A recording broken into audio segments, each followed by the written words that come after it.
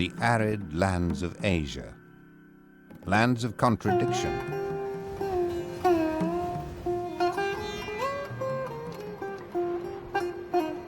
The sandy deserts of India are separated from the parched interior by the mighty Himalayas. In their rain shadow lie the deserts and dry grasslands of China and Mongolia. The stony Gobi Desert is further from the sea than any place on earth. Fierce summers are followed by bitter winters. North of the Gobi, on the grasslands of the Mongolian steppe, temperatures can plunge to minus 60 degrees.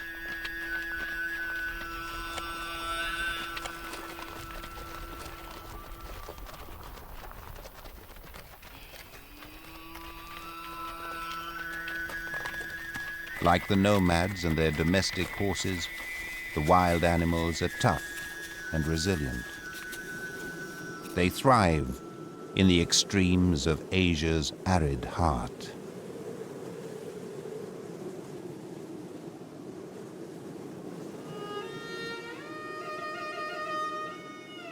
The long winter is ending on the steppe grasslands, home to a wild animal the Mongolians know as Tarki, the spirits. Westerners call them Przewalski's horses. They're the only true wild horses in the world.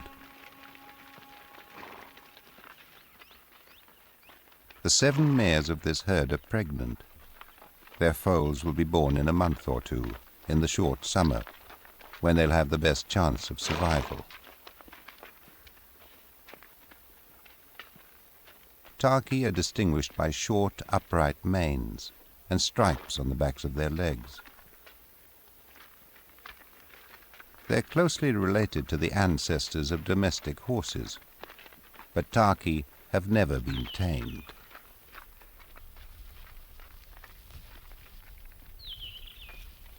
The Mongolians have named the stallion of this herd Khan, after their famous ancestor Genghis Khan.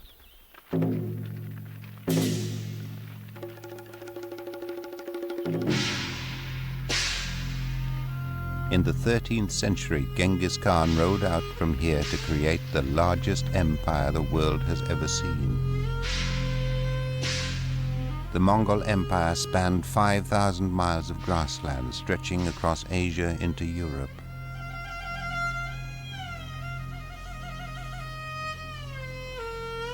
Like the Tarki and Mongolian gazelles, Genghis Khan and his warrior tribes were nomads, constantly on the move in search of good grazing.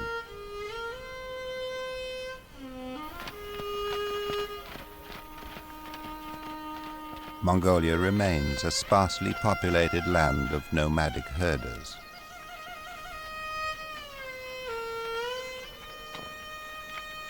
For countless generations, the nomads and their herds have lived alongside the wildlife of the steppe. To the herders, Demoiselle cranes are symbols of good fortune. To harm them would bring bad luck. The cranes have their own strategy for surviving the extremes of the steppe.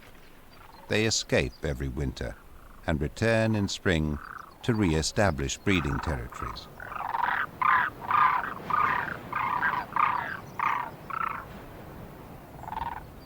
The arrival of a male joining his mate ruffles territorial feathers. During the breeding season, each pair defends an exclusive territory a few hundred yards across to ensure they get the food and water they'll need to raise a family.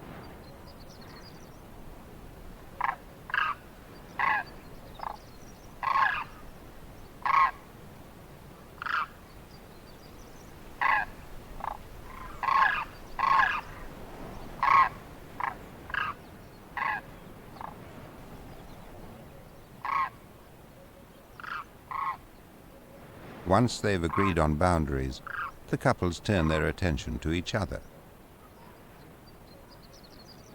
Cranes are long-lived and often pair for life. Before they breed, they renew their bonds in a demoiselle's pas de deux.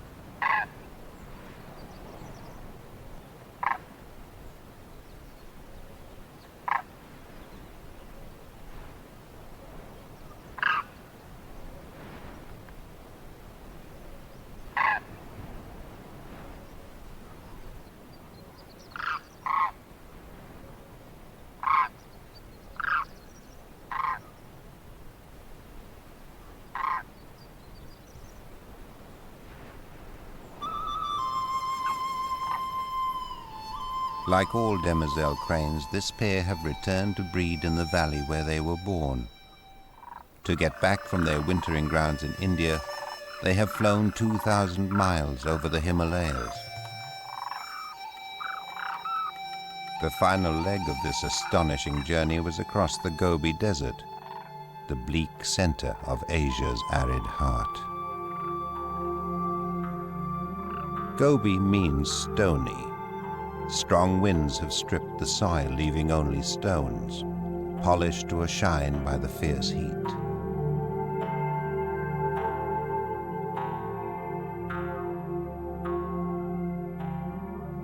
There's very little water. At the puddles that pass for waterholes, animals often have to dig to find moisture.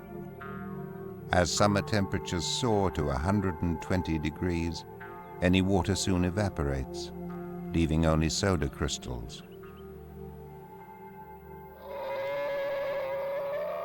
The desolate Gobi is home to the world's only wild camels, the Bactrian camels.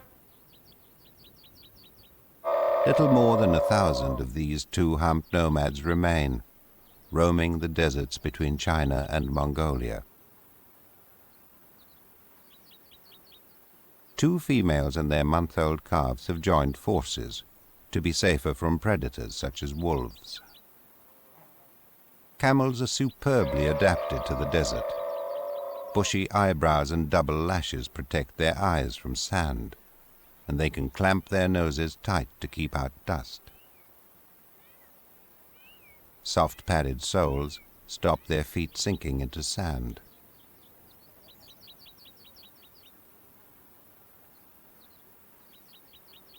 Camels can go for up to 10 days without water. Their humps hold reserves of fat to sustain them while they wander the desert in search of food.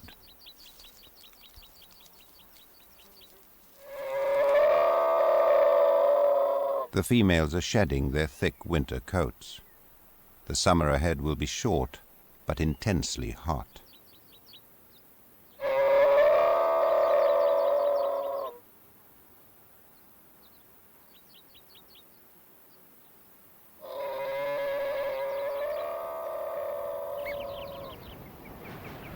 Great gerbils have a different strategy for surviving the desert's extremes. They go underground. The uneven surface of their colony conceals an extensive network of burrows that provide shelter from winter cold and summer heat. The first litter of the year has just ventured above ground. They sniff each other constantly for the reassuring smell of family.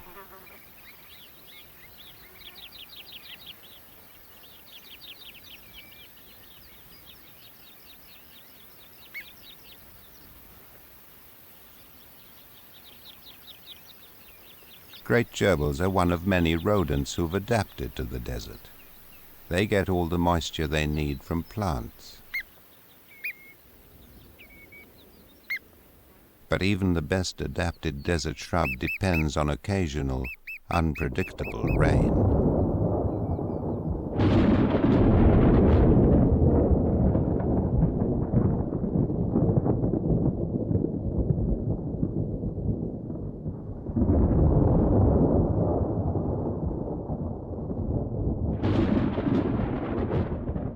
Rain might fall on some parts of the desert and not others. If it comes, it's a blessing.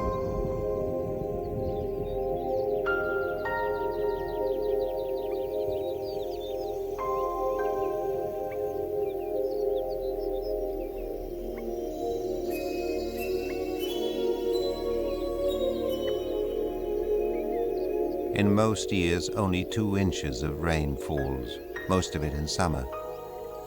Desert plants can wait a whole year for a single shower. When it comes, they respond rapidly.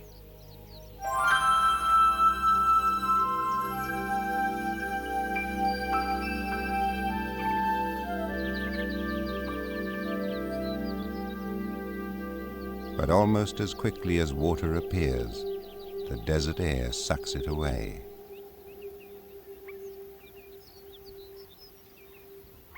A strange parasitic flower steals water and nutrients from the roots of desert shrubs, enjoying a growth spurt after the rain. But its bright flowers won't last long in a drying wind.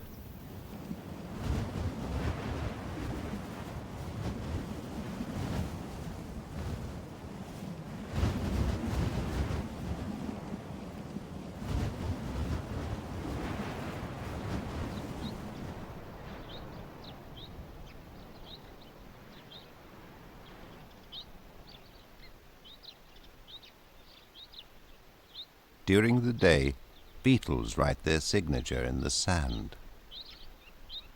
But other tracks belong to animals that come out only in the cool of night.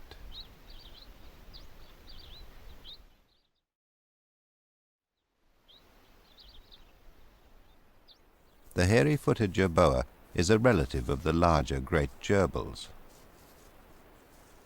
Also known as a kangaroo rat, the jerboa leads a solitary life.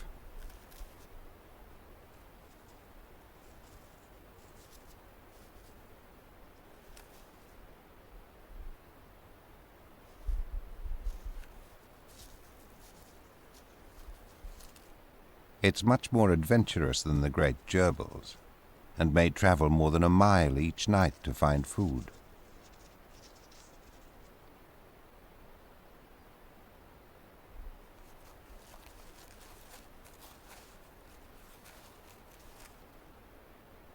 It's a skilled digger, busiest just before dawn. In only 10 minutes, a jerboa can dig a hole a couple of feet long, where it will hide from the heat of the coming day.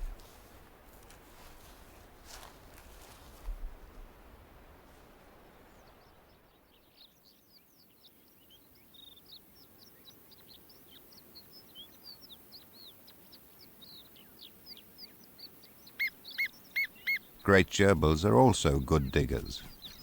By continually living and burrowing in one place, they reshape the environment to suit their needs. They're like gardeners, turning the earth, fertilizing it with their waste, and living off the plants it nurtures.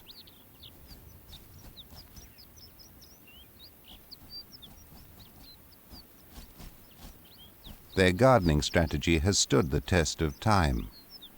Although each gerbil only lives for 2 to 4 years, some of their colonies are centuries old. Gerbils are great hoarders. They stockpile in spring in case there's a summer drought, and in autumn they accumulate for winter.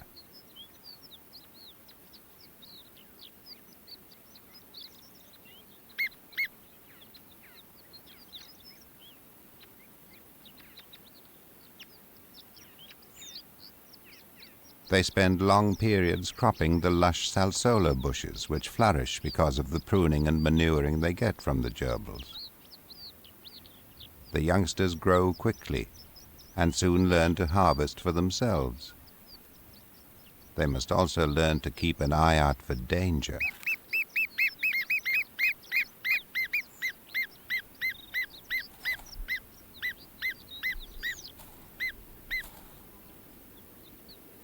A quick retreat foils the black kite, who continues to hunt, scanning the desert with sharp eyes.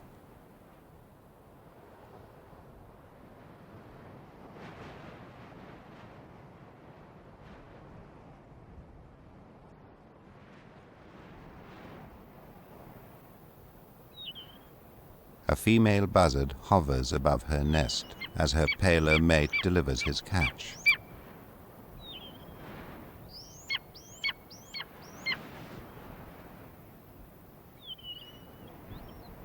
He's left a vole, which she shares between their chicks.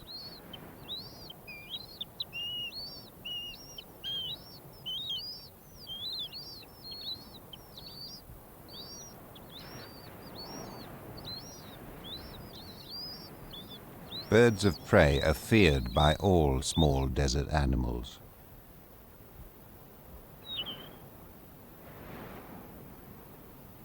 A vole spends as little time as possible above ground.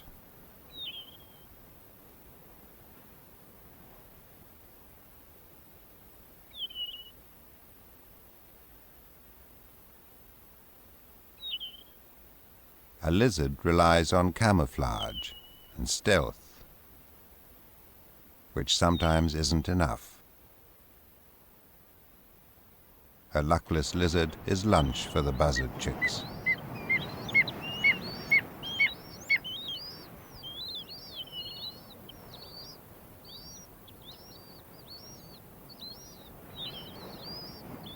The male buzzard will be a constant presence in the summer sky as he hunts for his growing family.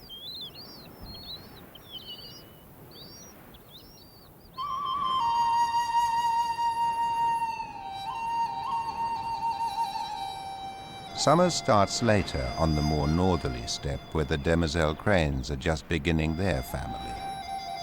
Their nest is a simple scrape of pebbles in short grass.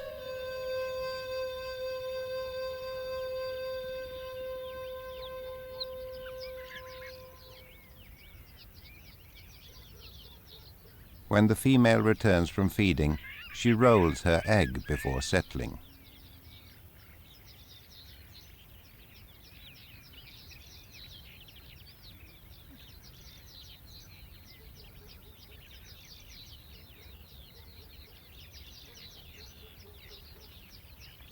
She'll incubate the egg for a month while her mate patrols their territory.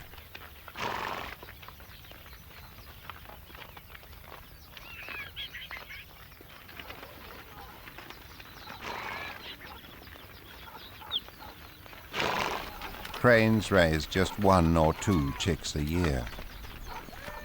As the herders move their horses to and from water each day, the female sits tight on her precious egg.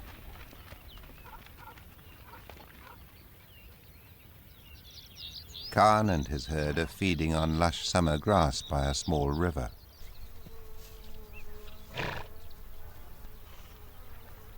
Five Taki foals have been born in the previous month. They boost the numbers in Khan's herd to 18.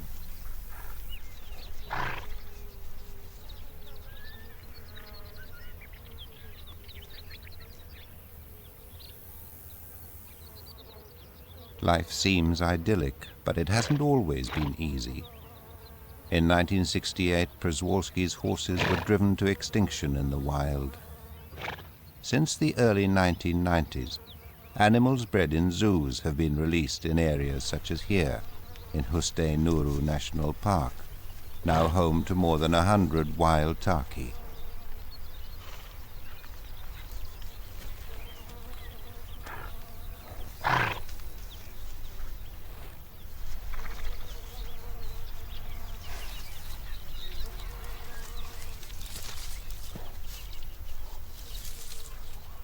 Khan is the dominant stallion in a herd of 7 mares and their offspring. There's a clear hierarchy within the group, but there are also strong bonds between individuals, which they reinforce by mutual grooming. A low-ranking horse who tries to join in is chased off.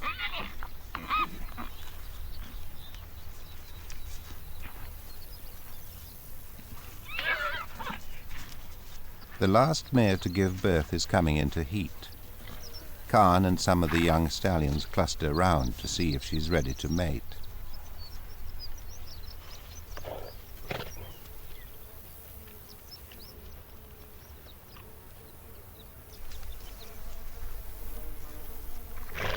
Khan's sniffing tells him she's not yet ready.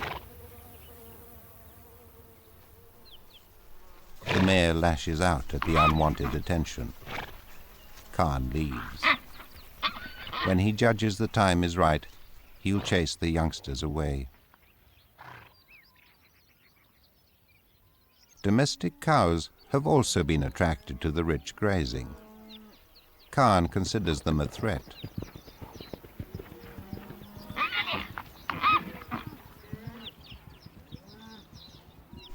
Cattle compete for food, but it's Mongolia's 3 million domestic horses that pose the greatest threat to the Taki's long-term survival. The two species have different numbers of chromosomes, but can still interbreed. The risk of Taki genes being swamped by domestic horse genes is very real. But if Khan has his way, this domestic herd won't stay long.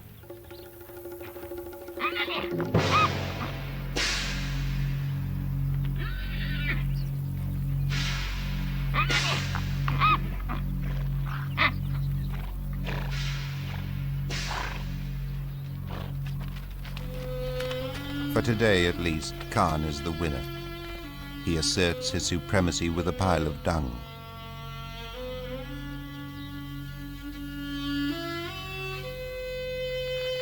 The domestic stallion moves off before he gets hurt.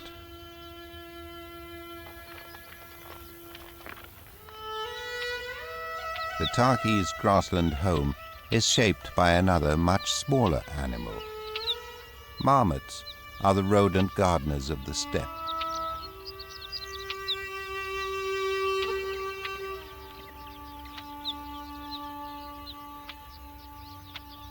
Unlike the desert gerbils, marmots are long-lived. This female could live to be 10 or even 15 years old. She didn't give birth until she was 3, and she may not breed every year.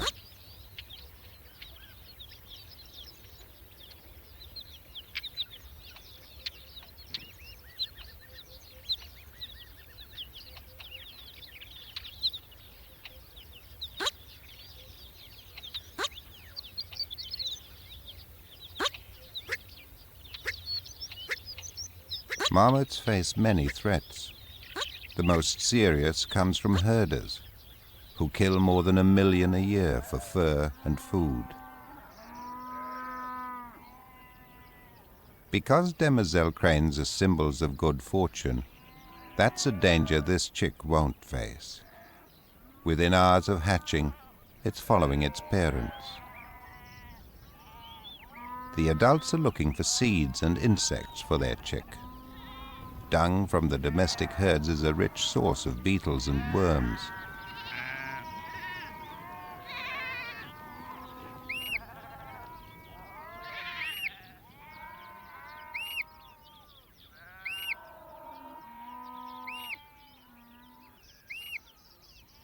The parents keep an eye out for danger.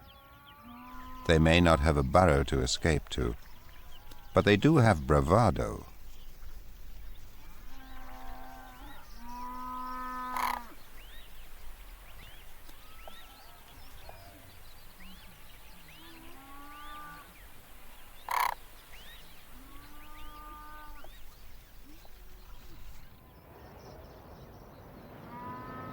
The cranes are in a race against the seasons. They have just 2 months before they have to leave their summer home. By then, their chick must be able to fly. But the family will stay together until the following spring, when they will return to their valley.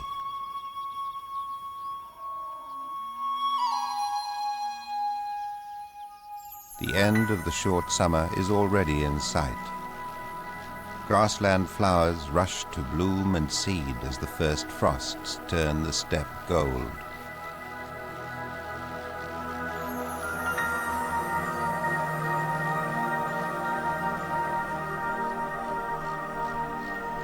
Fat and well fed, the young marmots are ready to hibernate as soon as the first snow falls.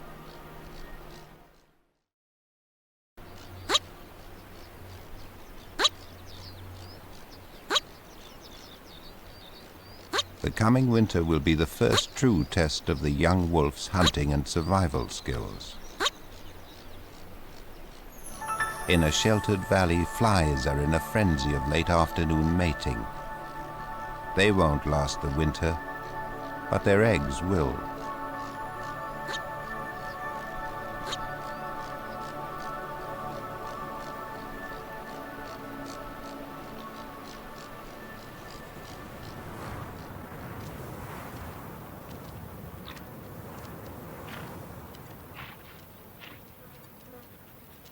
Two Tarki are braving the swarms to feed on the rich valley grasses.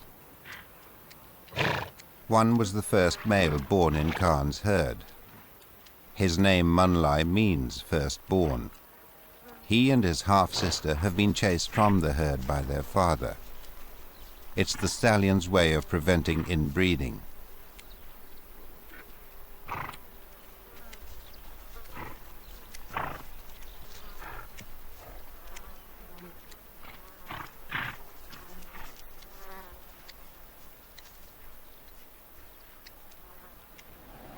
High on a windy ridge away from the flies, Khan feeds with his group. They've lost one foal to wolves which attacked late one night, but the remaining animals are in peak condition.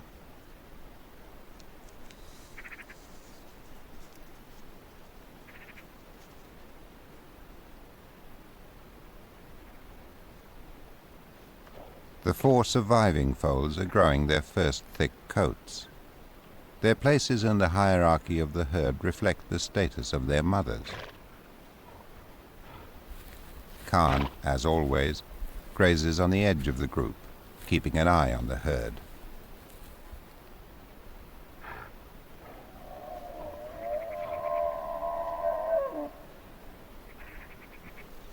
The herd instinct is very strong. Munlai and his half-sister have teamed up for company as they search for another herd to join. But they'd rather be back with their family. Khan sees them coming.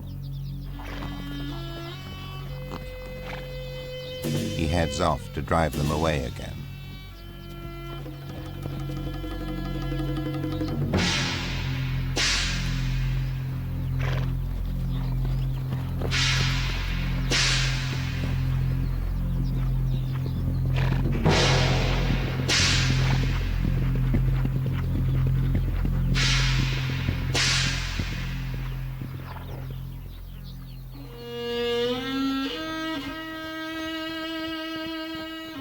The rejected pair retreat. Their father is too fierce to confront. They'll keep looking for a home. The search will be hardest for Munlai, who will have to challenge a stallion for control of a herd. Unsettled, Khan moves his mares away, pushing from the back.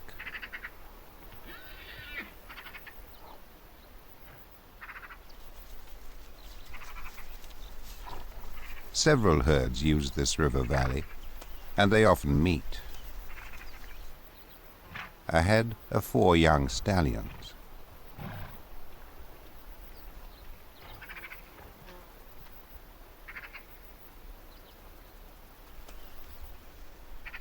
The bachelors have their eyes on the mares.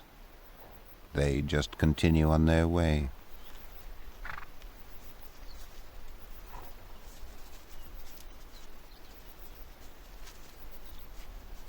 But Khan has other ideas. He'll tolerate potential rivals even less than his own adult children. He quietly places himself between the stallions and his band. The young interlopers are easily discouraged. They're not yet ready to pick a fight with Khan.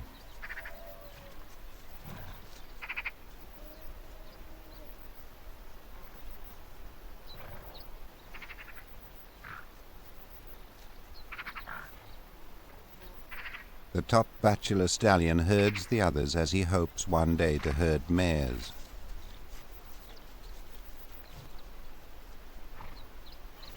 Khan asserts his authority, rounding up his group.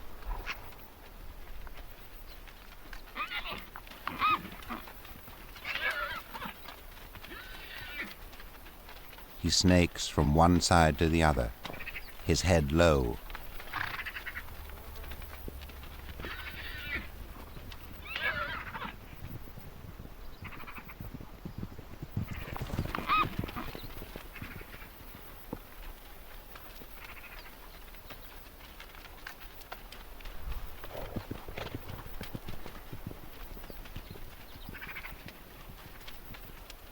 The mares are strong-willed and lash out. Their hooves can hurt, but Khan persists, pushing them where he wants to go. Khan has controlled this herd for 5 years and is still in his prime. One day he'll be toppled by a younger, stronger stallion, but for now he's secure.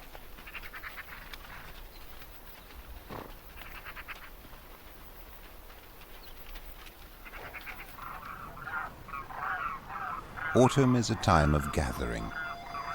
Families of Demoiselle cranes feed in big flocks as they prepare for their migration back to India.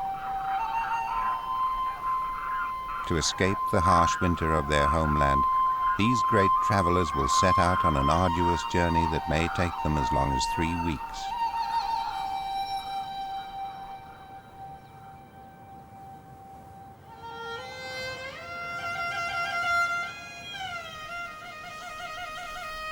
Huge herds of Mongolian gazelles, up to 30,000 strong, also gather in the grasslands. They've spent the summer in smaller groups, grazing where they can, but the coming of the rut brings them together.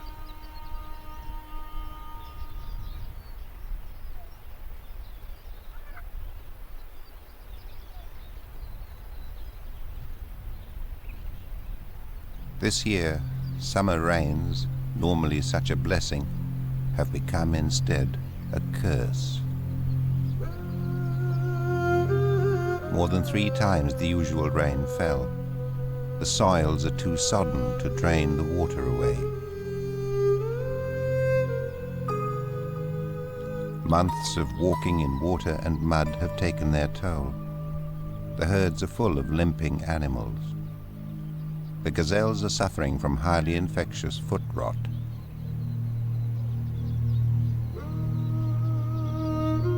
The painful rot starts on the soles of the feet. The sick animals lose their appetite and are eventually unable to walk.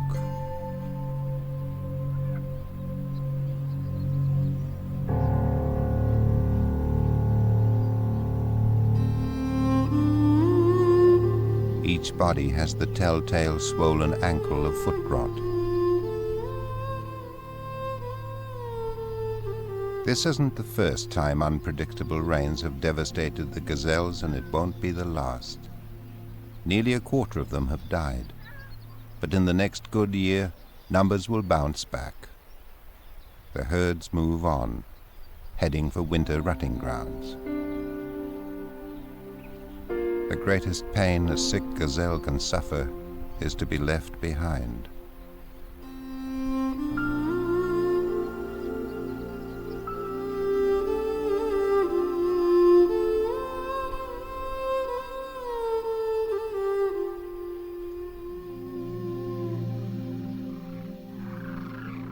High above the Himalayas, 4,000 Demoiselle cranes arc across the highest mountains in the world. They've already flown 1,200 miles and climbed to an efficient flying height of 23 or even 26,000 feet.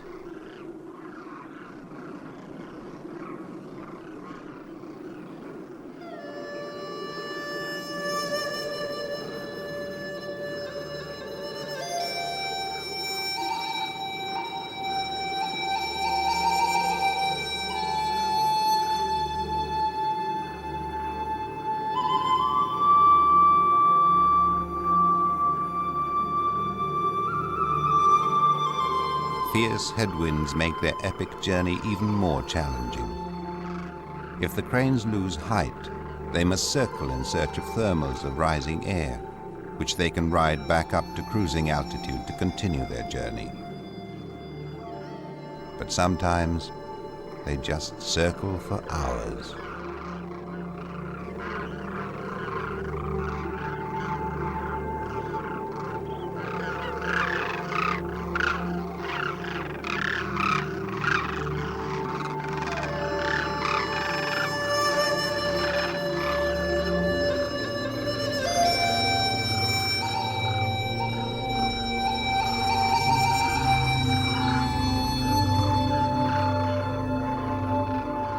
The cranes still have 600 miles to fly before they reach their wintering grounds.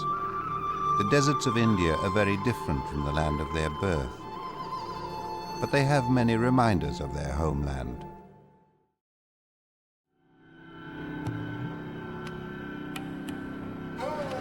As on the steppe, animals live alongside people in the hot coastal desert.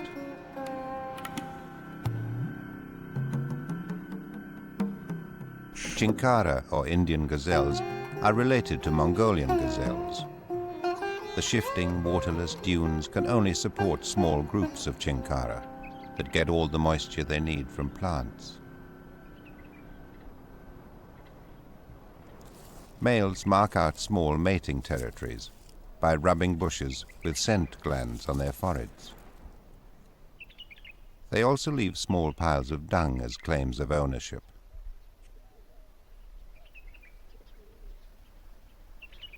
It'll soon be the rutting season, and the battles have already begun.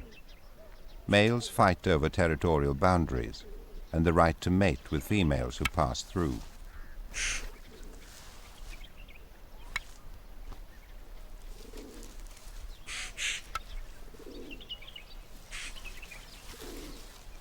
As the rutting season gets closer, the contests will become more intense.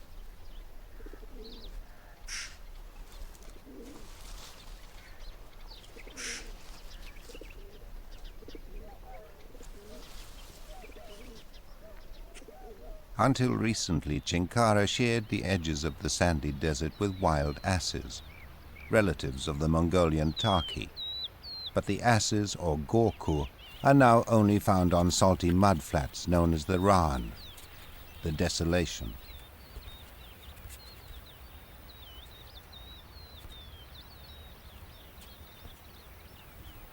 In most years, the monsoon floods the low-lying mudflats. But this year the summer monsoon didn't come. A few showers greened the plants, but the Ran didn't flood.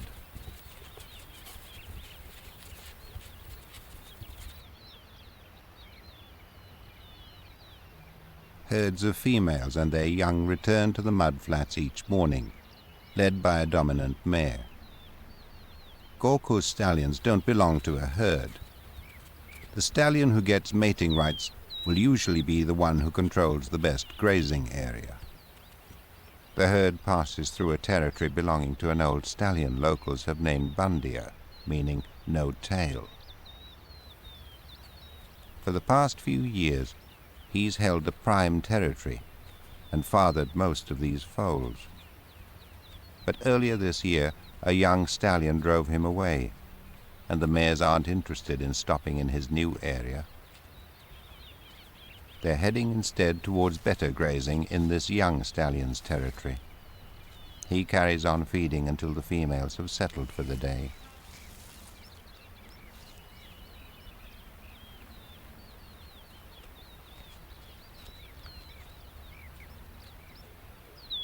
The foals were all born around the same time. A number of mares are in heat. The young stallion makes his move.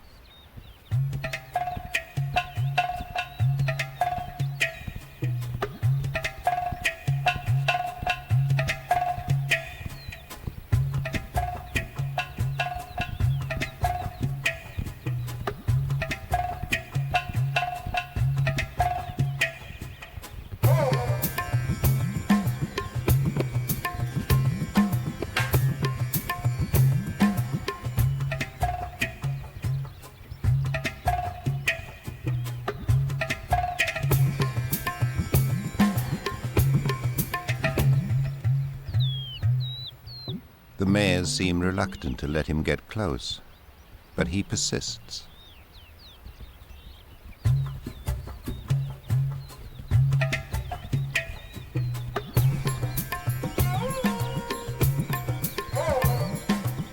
Sometimes he nearly succeeds.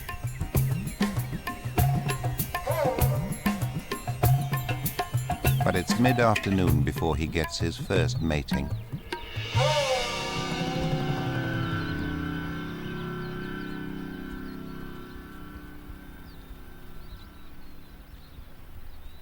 Bandia, the old stallion from next door, makes his move. The mares watch his approach into the young stallion's territory.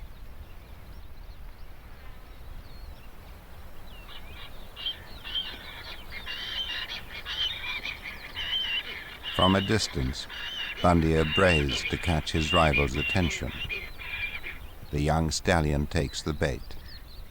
Luring the young stallion away from the mares, Bandia races across the mudflats with the youngster in hot pursuit.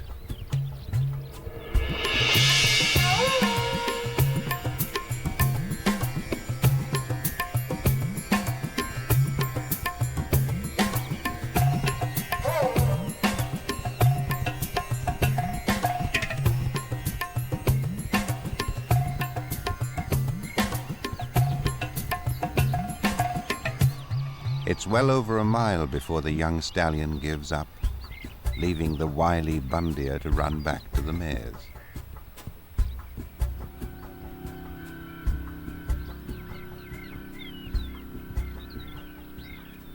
The young stallion was already exhausted after a day chasing the reluctant mares. Now he's too tired even to walk back. The mares are much more at ease with Bandia. He'll father some of next year's foals after all.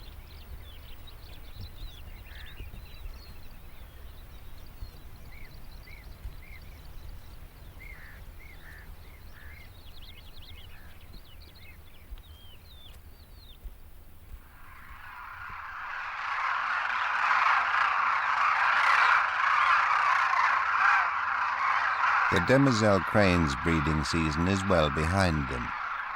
After their epic autumn migration, they're passing a leisurely winter.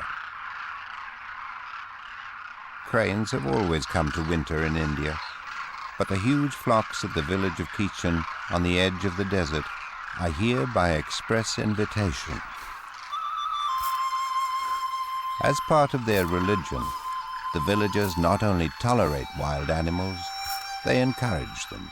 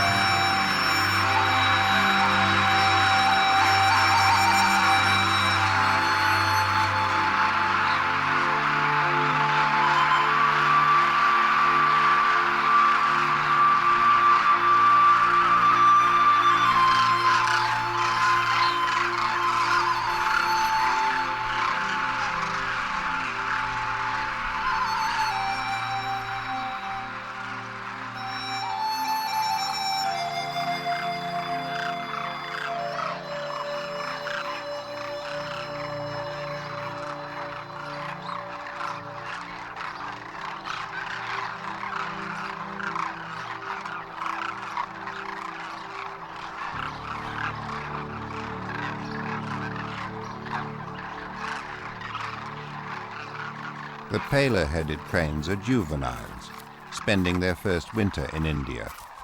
When they return from Central Asia next year, they'll bring young families of their own.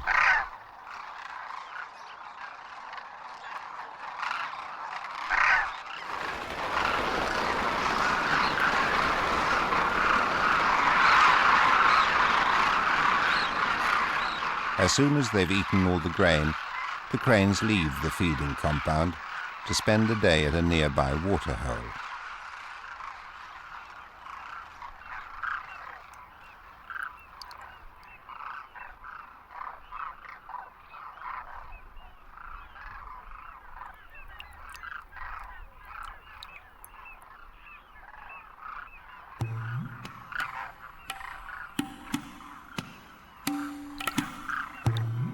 It's too hot and crowded in summer for cranes to breed here, but the Indian desert is a perfect winter resort.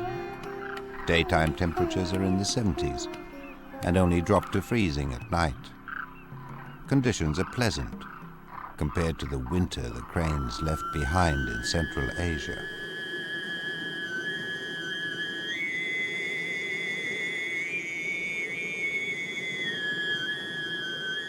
The arid heart has been gripped by wintry cold for 3 months, and there are still 3 months to endure. The air is so dry that usually very little snow falls. This year's snow is exceptional. The gazelles that survived the foot rot epidemic forage for dry grass beneath the snow.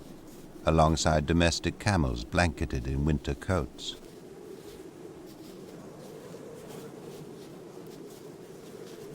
Temperatures are often in the -20s and can plunge to -60. They're pushed low by the huge Asiatic anticyclone which covers the continent through winter, and by icy wind sweeping down from the Arctic Circle.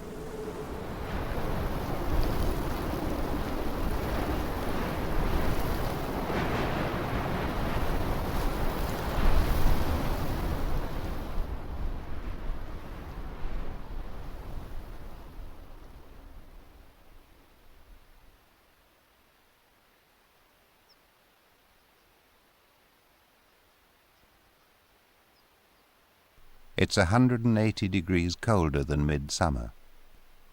The river is frozen, except where tarki have broken through to running water, which steams in the freezing air. The snow is powder dry. Water is as much at a premium as it was in summer. Every couple of days, tarki must come to drink.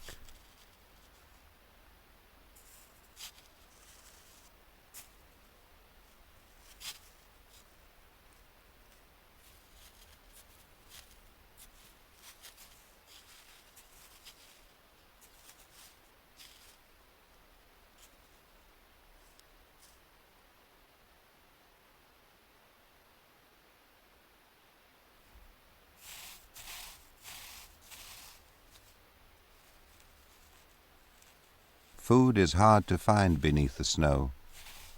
Although the tarki have kept their good condition from summer, with more than 3 months before winter ends, the hardest time is yet to come.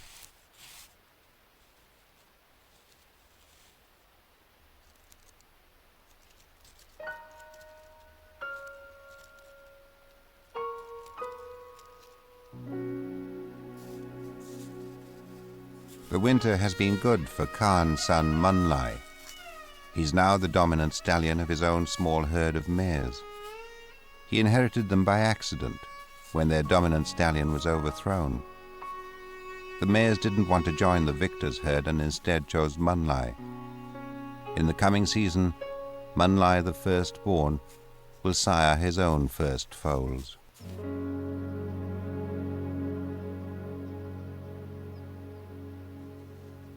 Up on the hill, his father Khan is still in control. His herd has increased with the arrival of the 4 bachelor stallions whose presence, for the time being, he seems to tolerate. Perhaps greater numbers give better protection from wolves, who are now lean and very hungry.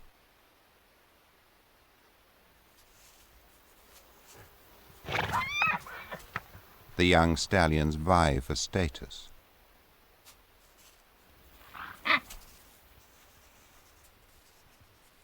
The bachelors take a special interest in Khan's dung.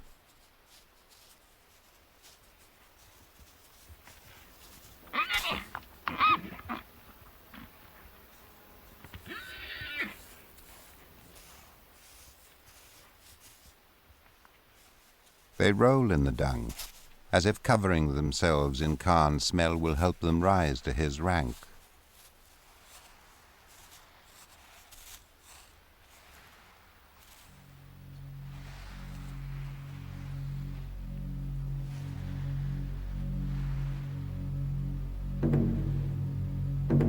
Khan is still the dominant stallion. One day a challenger will overthrow him, but the Khan dynasty is secure.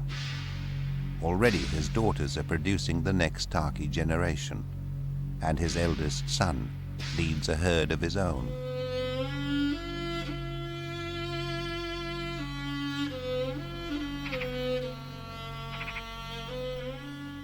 The rise and fall of a stallion is as much a part of life for these nomads as the ever-changing seasons.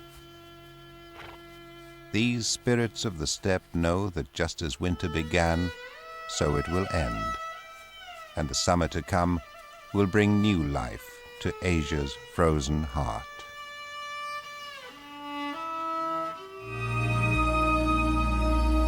Fresh water is the very essence of life. Yet 70% of the Earth's supply is locked up as ice and snow in the Arctic and Antarctic, frozen for all 4 seasons, forever denied to the world's plants and animals that thirst for it. Most of Asia escapes the Arctic's icy year-round grip. The fresh water imprisoned in winter is always released in spring. Over millions of years, the annual surge of melting ice and snow has shaped the land and nurtured life.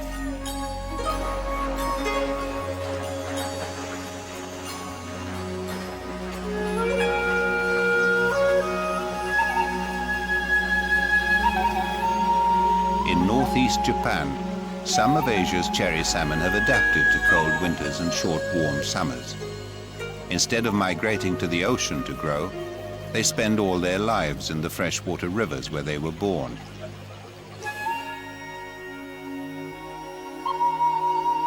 The cranes of Hokkaido also remain throughout the winter, finding the food they need amid the ice and snow.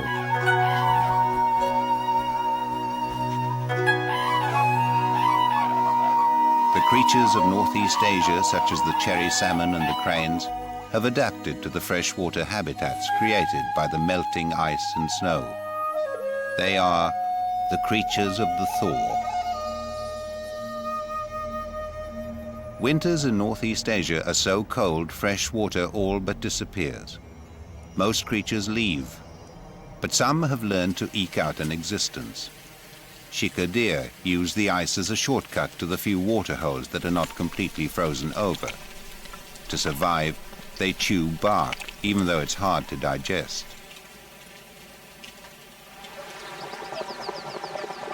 The whooper swans have flown thousands of miles to escape an even harsher winter in Siberia. Where rivers still flow, life can survive the freeze. The swans look for havens where springs keep water ice-free and where they can feed on aquatic plants.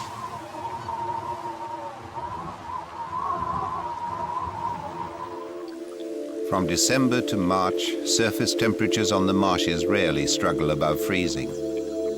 But natural springs ensure that the temperatures in some ponds are never quite as cold. And this is where the Ezo-brown frog finds refuge. Unblinking, the frog looks dead. It is dormant, its metabolic rate slowed almost to a standstill, on hold until the spring.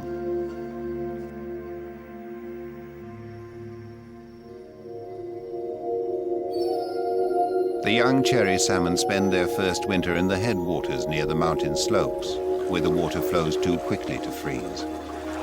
They can tolerate temperatures close to freezing, and like the frogs, they shut their systems down for winter, stirring occasionally for food. The Japanese call the young cherry salmon yama-mei, which means beauty of the mountains. They're found only in the rivers of Japan and Northeast Asia.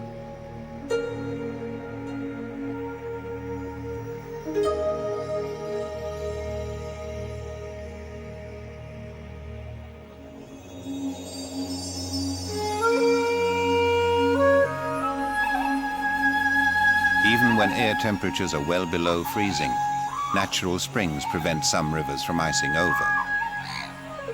The water's much warmer than the surrounding air, and it steams. At night, the Japanese cranes roost in midstream, safe from surprise attacks by its predator, the red fox. The cranes will stay in the river until the middle of the morning, waiting for the warming sun.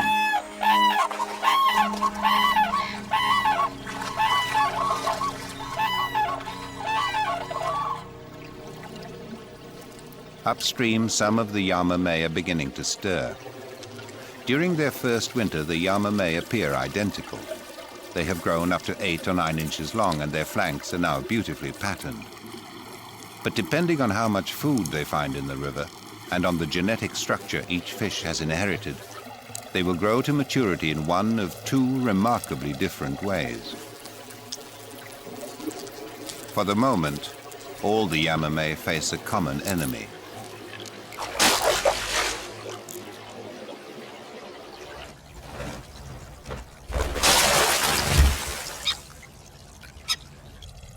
Hunting opportunities for the crested kingfisher are limited to the stretches of the river where the rapid flow or a spring keeps the waters free from ice. Yamame are a key part of their winter diet.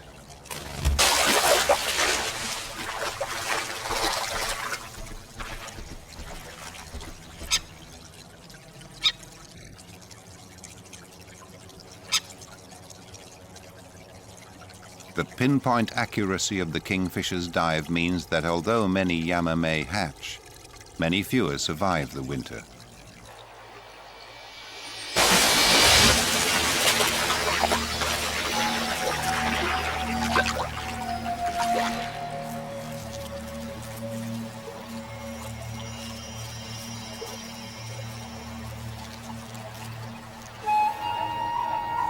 The cranes wait until the sun is well up before they leave the river.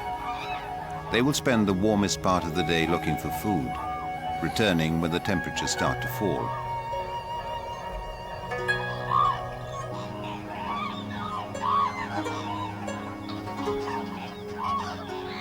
Their favorite winter feeding grounds are the farms near the river, where they may find beneath the snow stubble left from the autumn harvest. Kindly farmers also leave out food for them. Japanese cranes are an endangered species. There are only 700 in northern Japan, and a further 1,000 in parts of Russia and China. The people of Japan and China believe the cranes live for 1,000 years. The birds are icons, symbols of happiness and long life.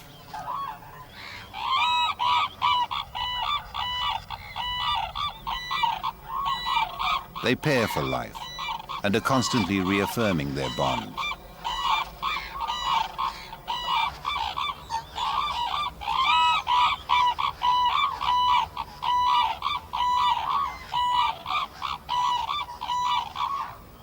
They begin their courtship rituals even before the breeding season begins, a tender two-step that heralds the coming of spring.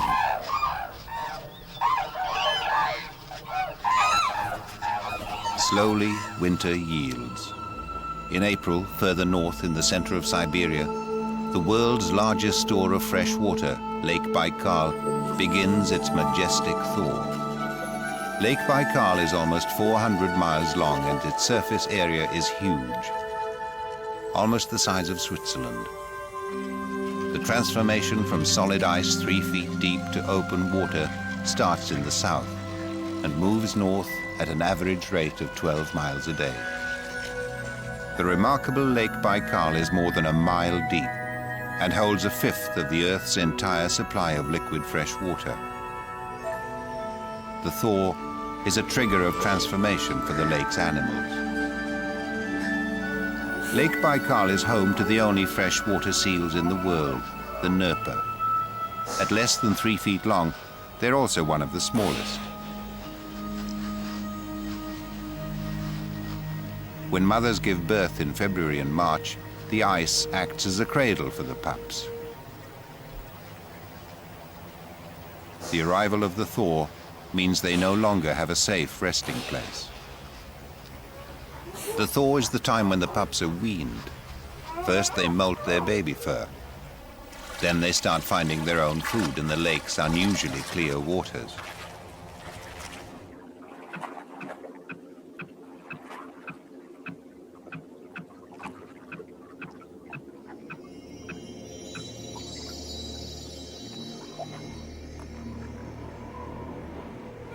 The thaw transforms the marshes of Northeast Asia.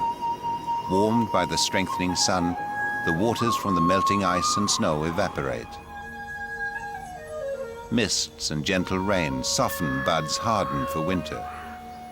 Among the first to open its flowers is one of the most common plants on the wetlands, the willow.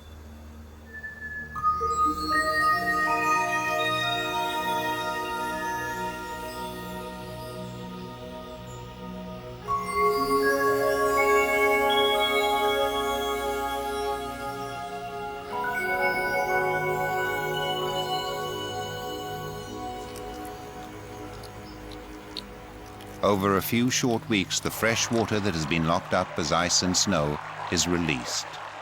The melting snow and spring rain fills the rivers to overflowing. The soil cannot absorb all the snow melt, and water floods across the marshlands.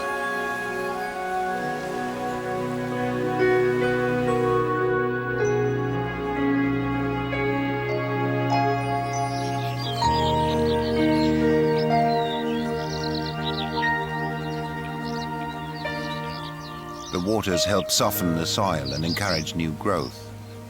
Times are now easier for the shikar deer. No longer do they have to gnaw on hard bark. Instead, they dig for roots in the yielding soil, and they'll feast on the spring growth.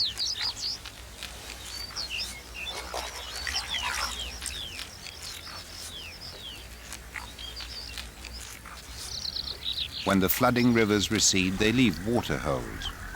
Ezo-brown frogs interrupt their wintering to spawn in the shallow water. It's still too cold for them to find food, but by laying their eggs now, the frogs give their tadpoles the best chance of maturing before winter returns. The breeding ritual begins with the male frogs calling to attract females.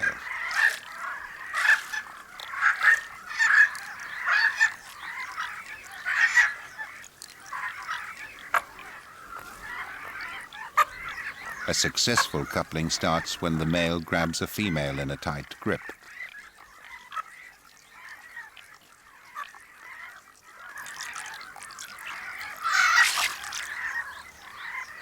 A larger male who tries to take over is sharply rebuffed, but doesn't give up easily.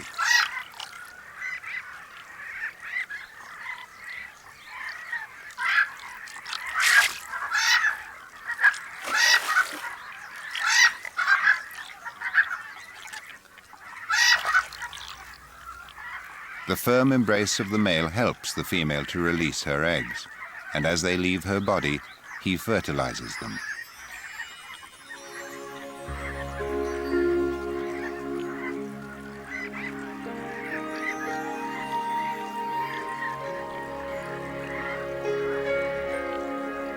The female has laid about 1,000 eggs.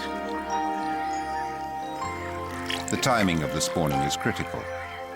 The frogs need the water to be shallow enough to allow the eggs to be warmed by the sun, yet sufficiently deep not to dry out before the eggs hatch, usually in about 10 days.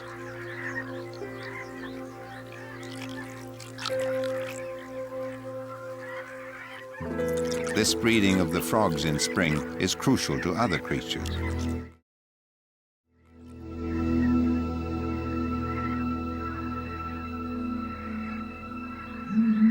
At night, a formidable predator emerges. For most of the year, the fish owl is true to its name. But in spring, when frogs are plentiful and easy to catch, they are its primary food.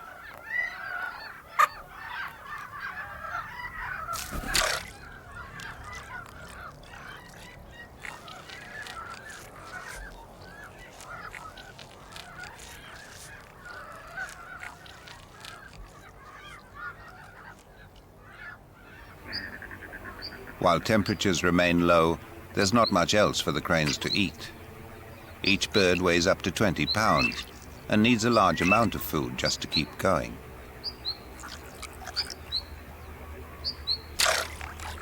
The cranes have returned to the marshes to breed, and the frogs are a precious source of nutrition for the female before she lays her eggs.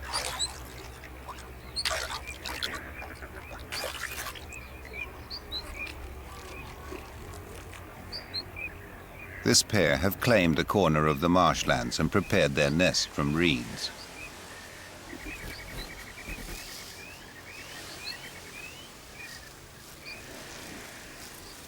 They already have one egg, and in a day or two may have a second.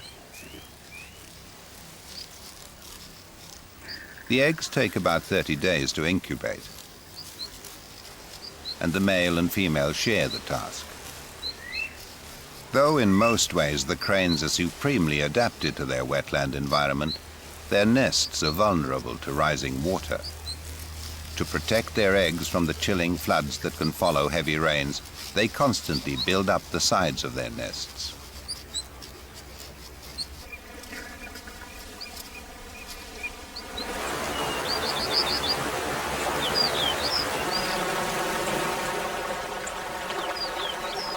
The thawing waters of spring are the defining time for the Yamame.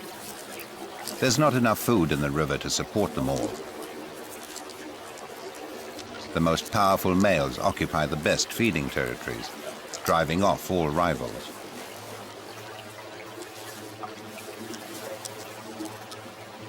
By winning the competition for food, the strong males have selected themselves as the Yamame most suited to survive in the relative safety of the river.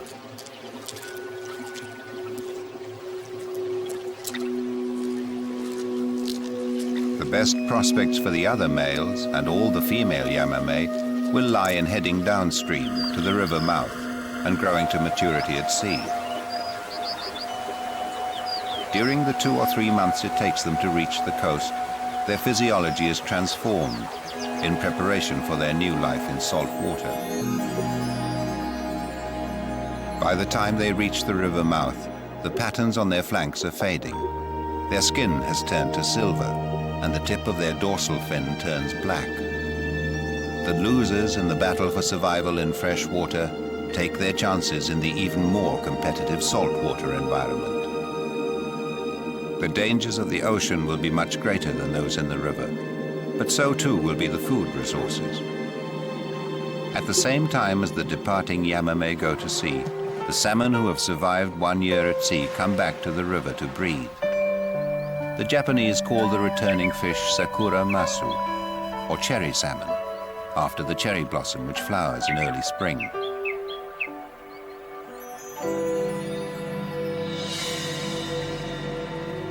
Less than 10% of those who go to sea survive. But because of the plentiful food they've enjoyed in the ocean, they're now 20 to 30 times larger than the Yamame who drove them from the river.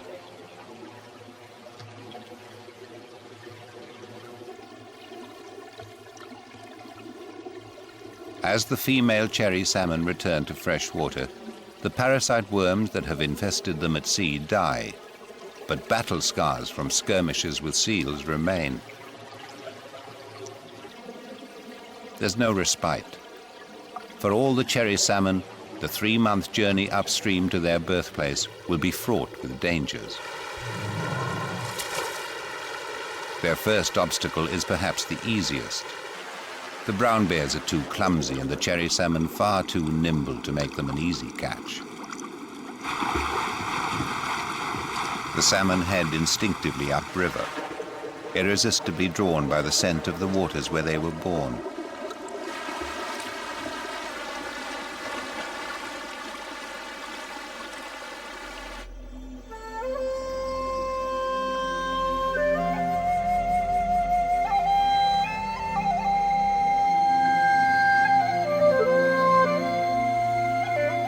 As the season turns from spring to summer, Asia's freshwater rivers, lakes and marshes really come alive.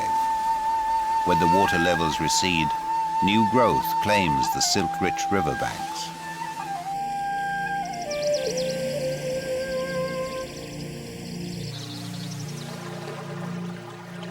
Each spring thaw leaves a legacy of new habitats, created from the silt and gravel swept downstream by the snowmelt.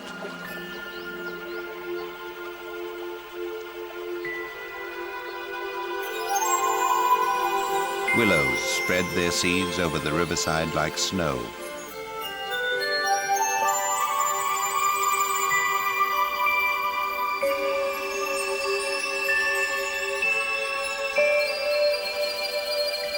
The rising temperatures and drying air open the hard seed pods.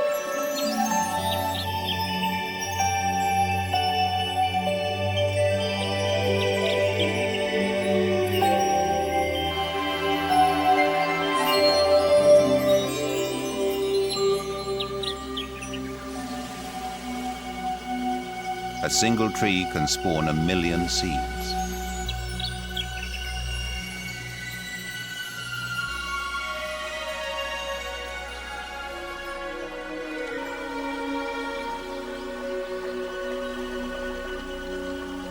Some will take a watery ride to new territories.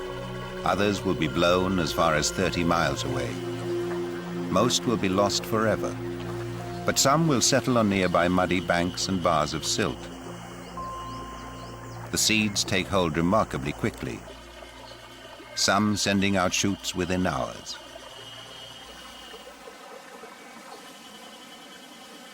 Once they germinate, the young willows are hardy enough to withstand both flood and drought.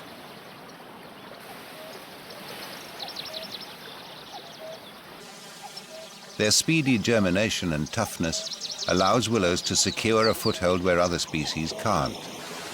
When the pioneering willows have stabilized the riverbank, other trees follow.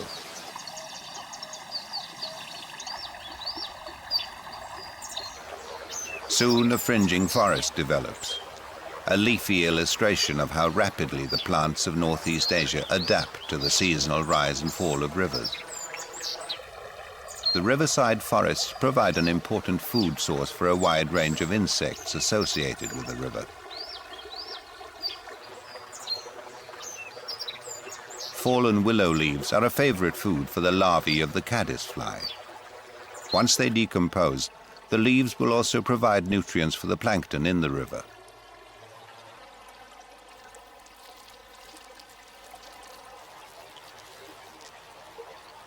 The larvae of the caddisfly, and adult insects returning to lay their eggs, are the main food of the male yamame, who move to the best feeding stretches of the river as they await the return from the sea of the female cherry salmon.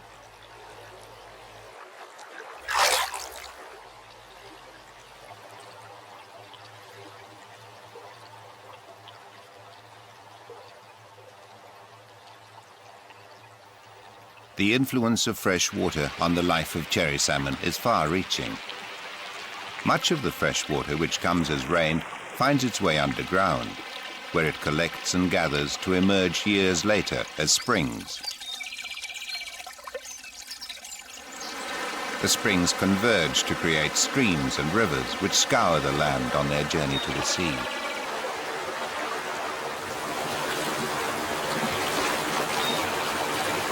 Where land still resists the river, there are waterfalls.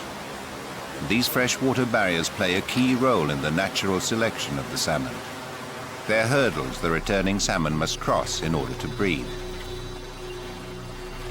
They will need to gather all their strength to make the leap of more than 6 feet.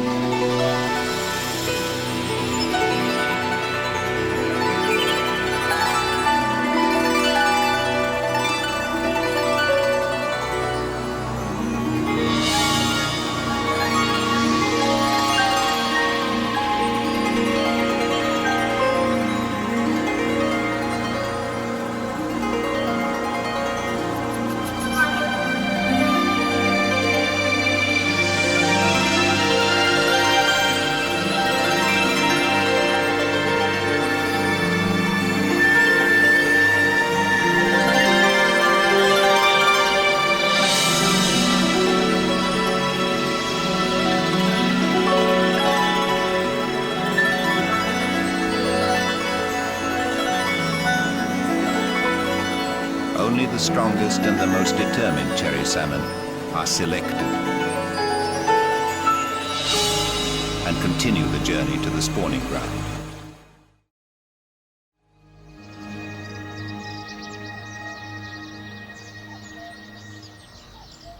Summer is the busiest season in the marshlands. Once the waters recede, the shallows are still. In this calm, warm environment, plants and animals proliferate, packing their reproductive energy into the few months that are free from ice and snow.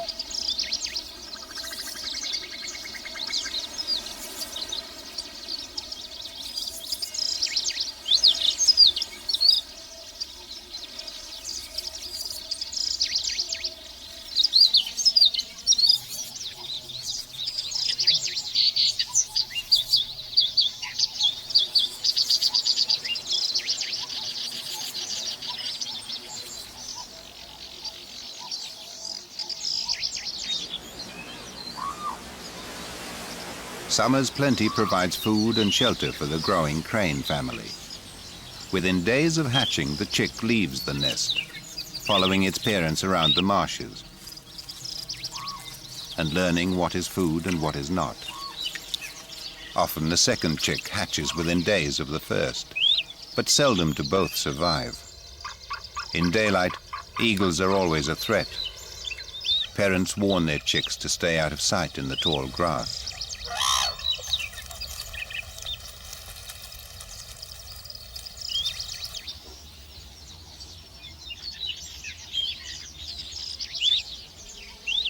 A fox looking for an easy meal takes on more than he bargained for.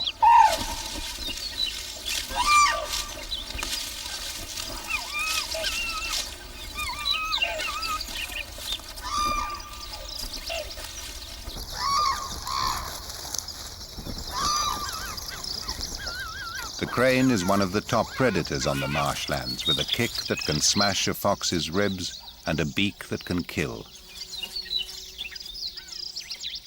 A more insidious danger is unseasonable weather. Even in June, temperatures can plummet.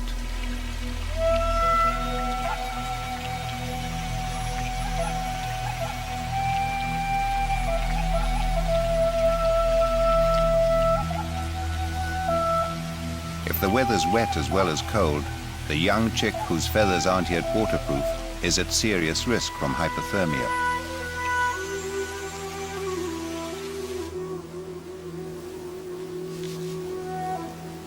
The safest strategy is to stay close to its parents. For the first month of its life, the chick will sleep under its parents' wings at night, when temperatures are low. Japanese cranes lavish extraordinary care on their young. The survival of every chick counts. With an abundance of summer food, the marshlands are, for the cranes, a great place to bring up chicks. In the myriad ponds and bogs, freshwater plants and fish flourish in a frenzy of growing and breeding.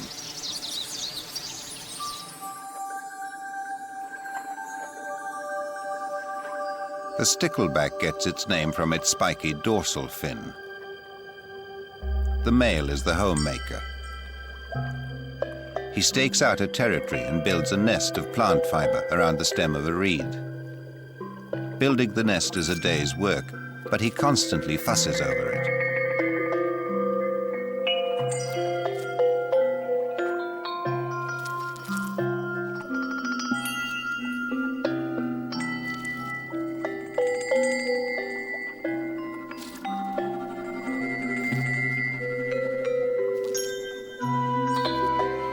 He glues the nest together with mucus.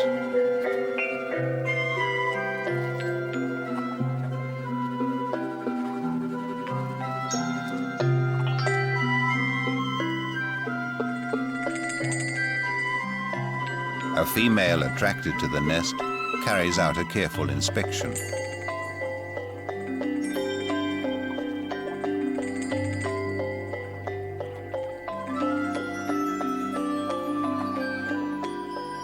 Satisfied, she positions herself inside. The male induces her to lay by prodding around the joint of her tail fin. As soon as she lays her eggs, he darts through to fertilize them. If he's lucky, he will entice several females to his nest during the same breeding season.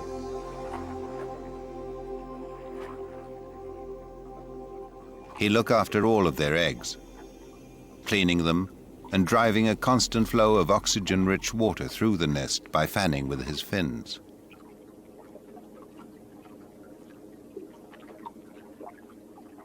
He chases off anything that approaches.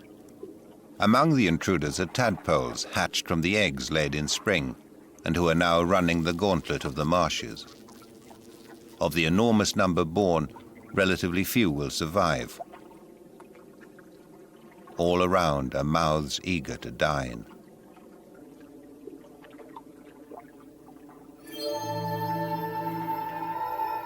The camouflage of the waiting water mantis is almost perfect.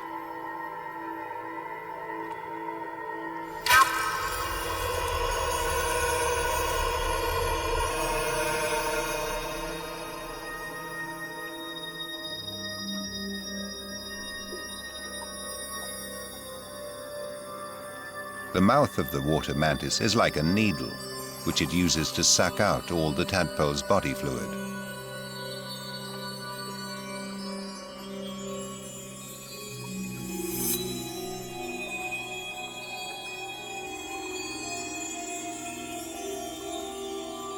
In the marshes, nothing goes to waste, and the discarded carcass will soon be devoured by scavengers like the water beetle. It carries its air supply from the surface as a bubble on the rear of its shell.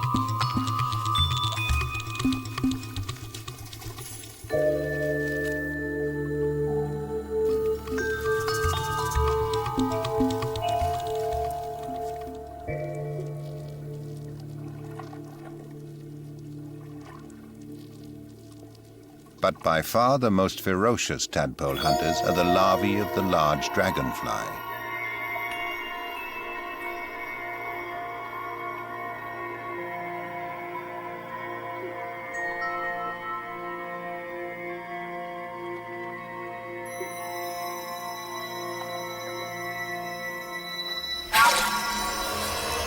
Victim number one was lucky to lose only its tail.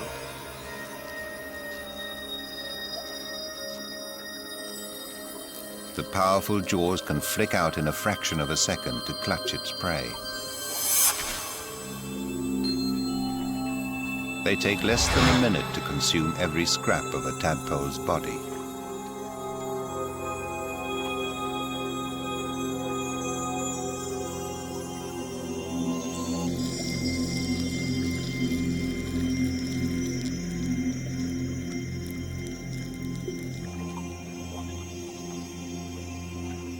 But even the most dangerous insect hunter is helpless before the Japanese crane. The dragonfly larvae are popular snacks for the hungry chick.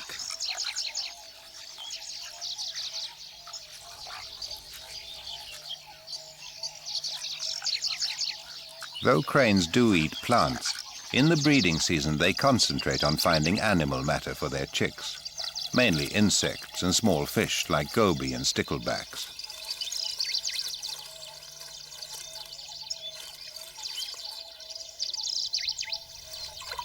Freshwater crayfish is another of the chick's favorites.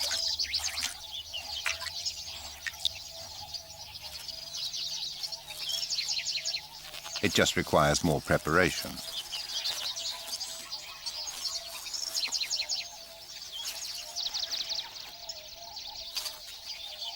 In summer, the marshes deliver the cranes everything they need. Within 100 days of its birth, the chick will have grown almost as big as its parents and will be ready to fly.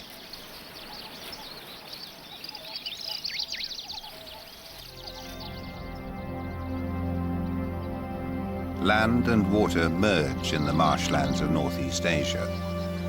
Marshes are lakes that are in the process of being gradually filled in by the steady accumulation of silt.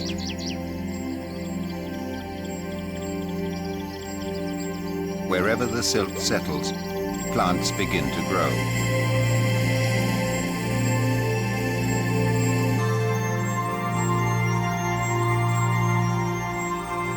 It's a pattern repeated throughout the region.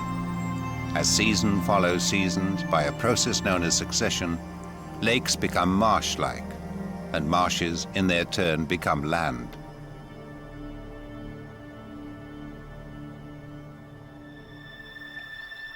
But in Russia's Lake Baikal, subterranean forces are so powerful, they turn all normal assumptions upside down.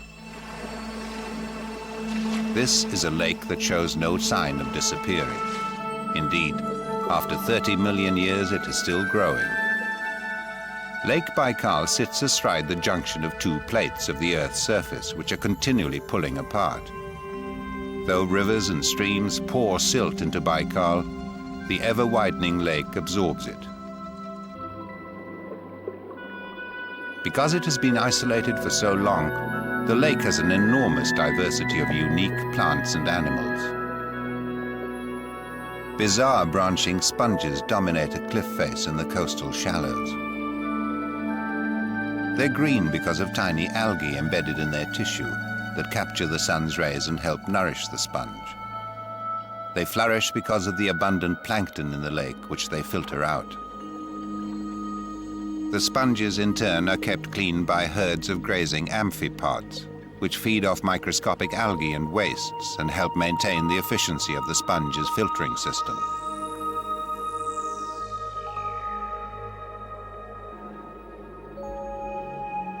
The lake also claims the world's only freshwater polychaete worm.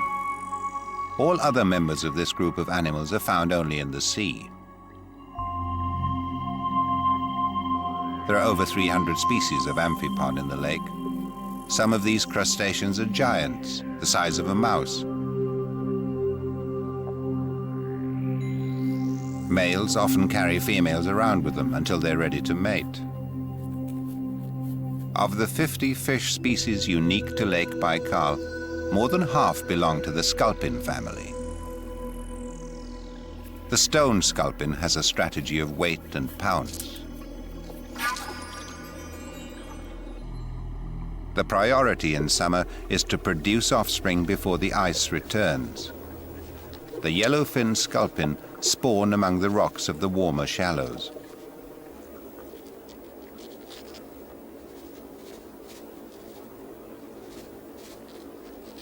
Using his fins in display and by releasing pheromones, a single male may attract a procession of females, each of whom lay more than 1,000 eggs.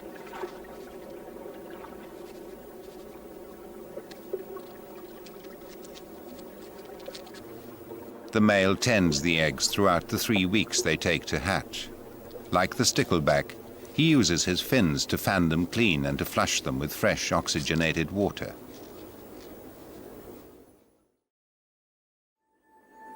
But many of the lake's creatures must go to the shore to breed. The pupae of the caddisfly have spent the winter under the ice and emerge in their millions to drift ashore as waves of living protein. Once they reach the lakeside, they transform themselves into fully fledged flies.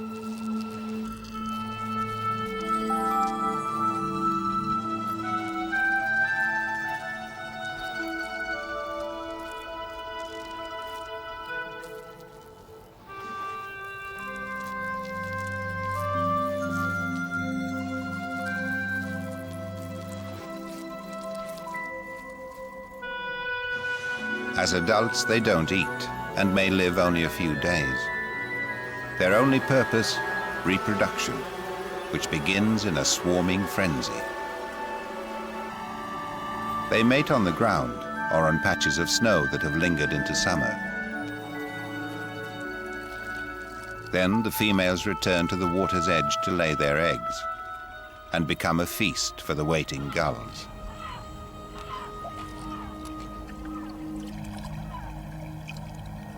For the seals of Lake Baikal, summer means laying down fat before the ice returns.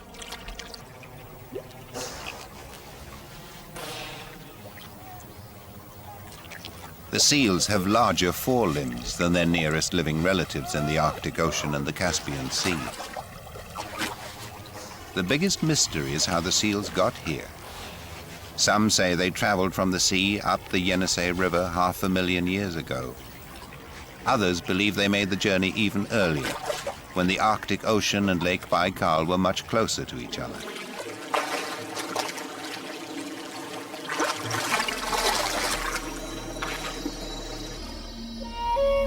In the marshlands, early morning mists are a sign the short summer is ending. Already the leaves of some trees are changing color. After 3 months, the cherry salmon have nearly reached their spawning ground, and they're beginning to live up to their name. When they set out from the river mouth and swam past the cherry blossoms, they were silver. Now, as autumn comes, their bodies redden. The males shift into breeding gear. Their jaws elongate, curving to reveal ferocious teeth. The cherry salmon are living off their reserves, propelled by the overwhelming instinct to spawn. Heedless of all dangers, they continue their headlong rush day and night. For some, the journey could end early.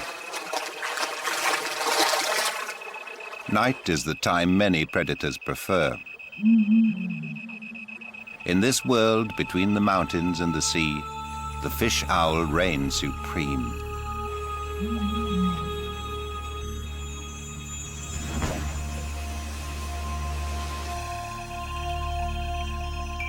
Now it shows how it earned its name.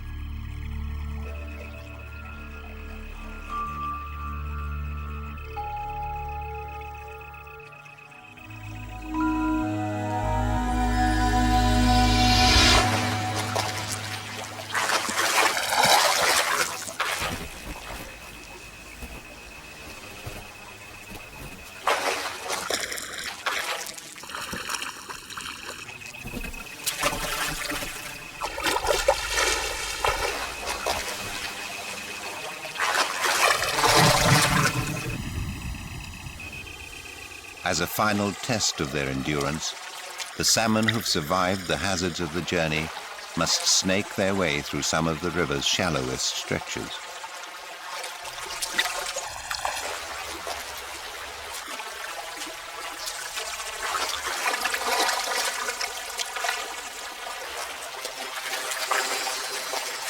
Now an extraordinary encounter unfolds.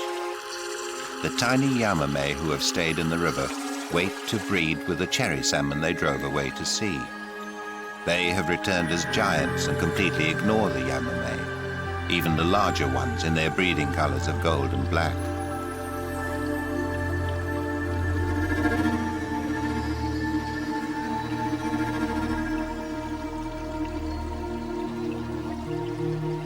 Spawning starts as soon as she scrapes a nest.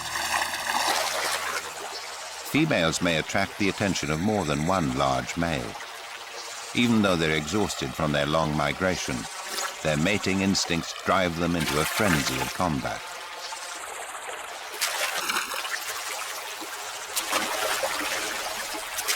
The two are evenly matched, and their battle rages for more than 30 minutes.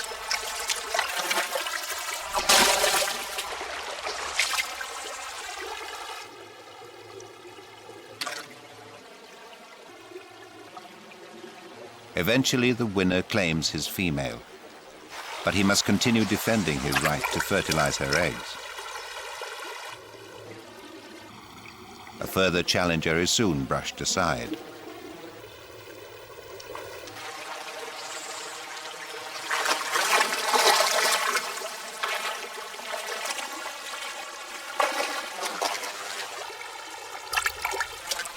As the moment of spawning approaches, the male stimulates the female by vibrating against her.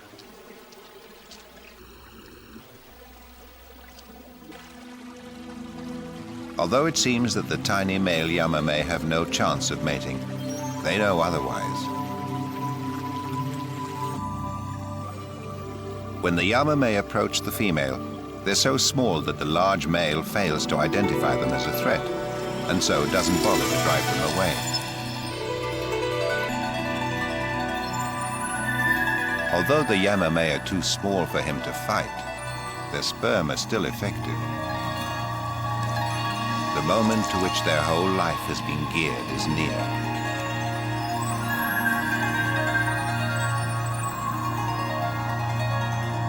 Immediately the female releases her eggs, the Yamame rushes to fertilize them.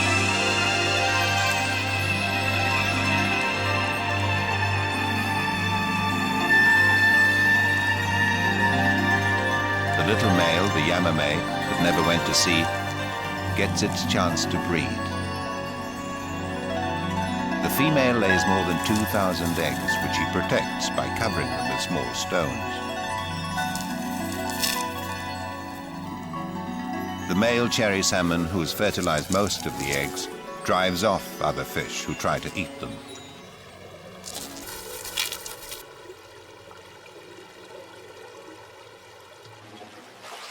Throughout the 2 weeks of spawning, the same ritual is played out day after day in hundreds of home streams. The Yamame's sneaky strategy for spawning gives them a chance, despite their small size, of leaving offspring and passing on their genes. They fertilize fewer eggs than the cherry salmon. but their living is easier, and they enjoy the same lifespan.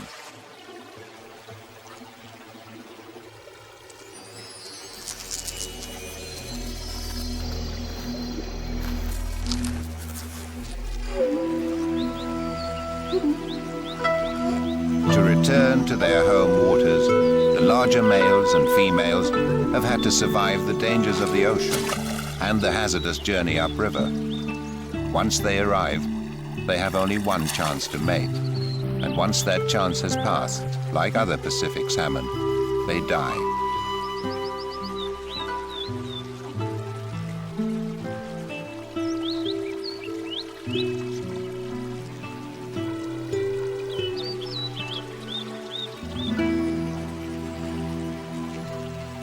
The male Yamame who hatched in the same spawning grounds never had to leave their home waters. And next season, some will even get a second chance to spawn.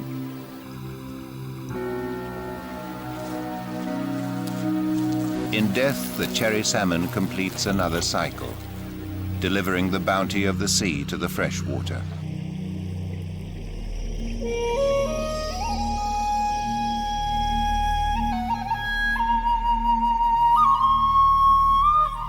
As winter approaches, life in the marshes again begins to slow down.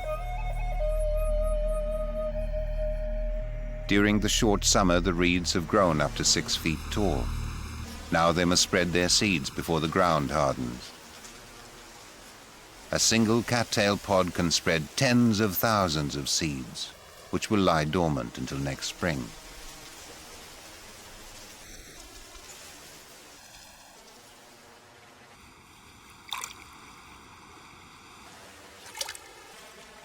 The frogs that have grown from tadpoles are preparing for their first winter.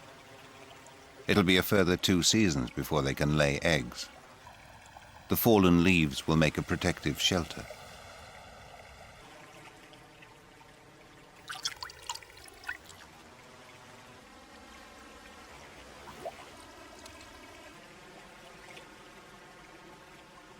Falling temperatures and chilling wind and rain cool the shallow waters of the marsh, and insects are now scarce.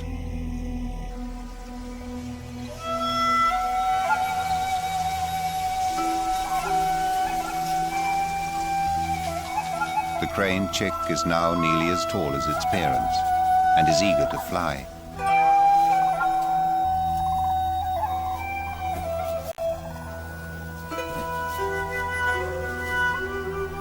It's becoming hard to find food on the marshes. Unless the cranes move soon, the chick won't survive.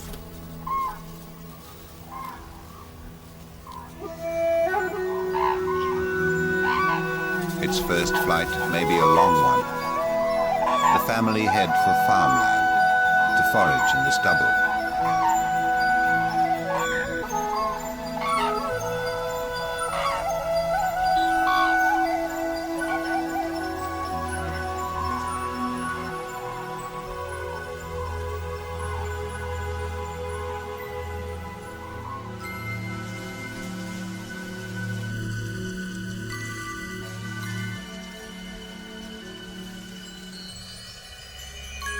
In the rivers, fresh water is returning to ice.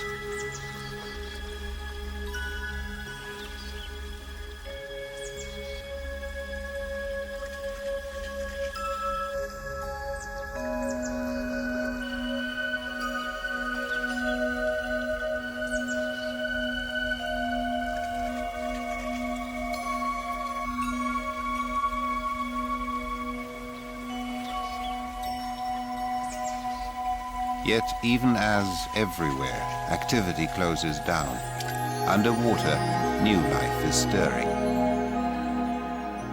The cherry salmon eggs hatched 3 months ago. The fry have remained beneath the stones, sustained by the nutrients from their egg sacs.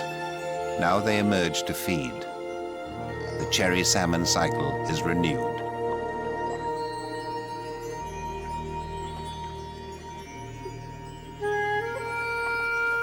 As snowflakes begin to fall, the cranes renew the courtship calls which season after season underpin their pairing and strengthen their bonds. Although the harsh, freezing winters of Northeast Asia challenge all freshwater life, snow brings the promise of water to come.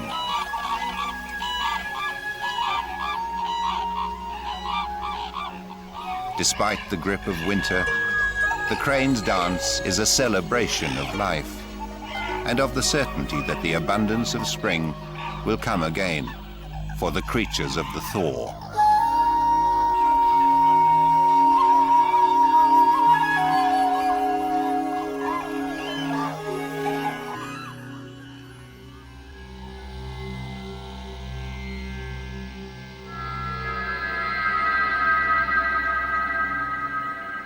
Every summer, the burning sun turns much of India into a furnace.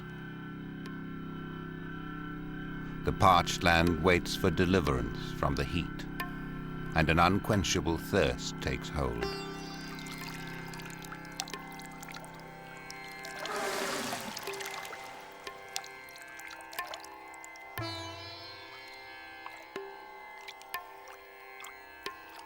Every pool of water is precious. Soon it too will be gone.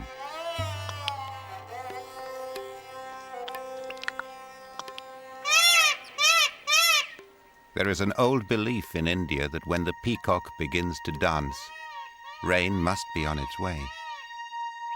But often the peacock dances in vain, and the temperature soars ever higher. Yet without the heat, there can be no rain. For it is the build-up of hot air rising from the land that will bring cool winds rushing in from the ocean. And riding these winds will come that rain-bearing god of life, the monsoon.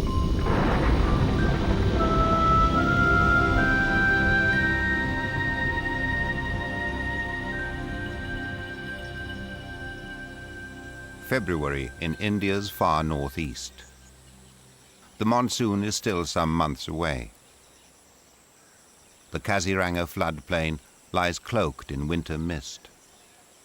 This is a wilderness that has been shaped by countless monsoons.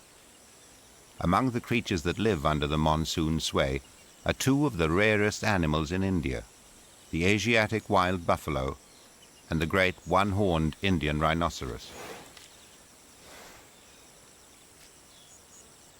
This young rhino is barely a few days old.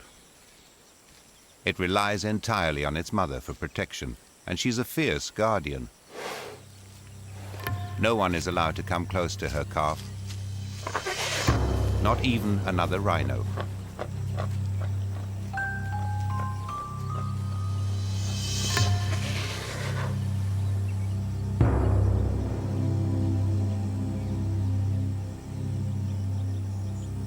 But other rhinos are no real threat to the calf. The danger is from tigers, who will brave the mother's formidable presence to snatch a young rhino. Instinctively, the calf walks just ahead of its mother. Like all rhinos, the mother has poor eyesight, and the calf's best chance of survival is to stay right under her eyes.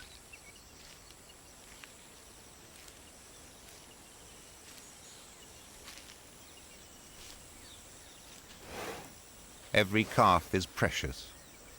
There are only about 2,000 Indian rhinos left in the wild, and 2/3 of them live in this primeval corner of India. On a misty morning, every breath makes them look more like medieval dragons.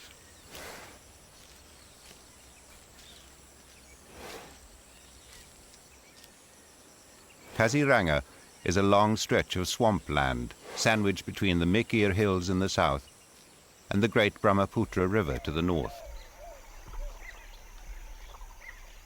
Over millions of years, the river has played a crucial role in shaping Kaziranga's destiny.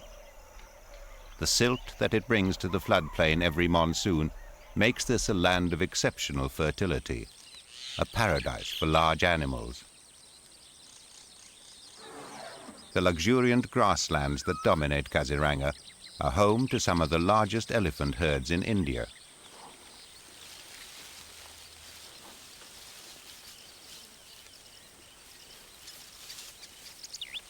The grass can grow over 15 feet tall. It provides cover for all the animals and is a staple food for the elephants.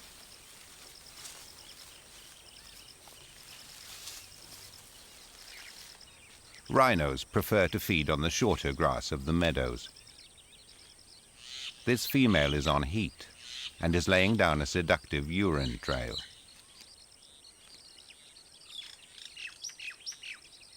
More than a mile away, a bull has picked up her scent. He follows the trail like a bloodhound.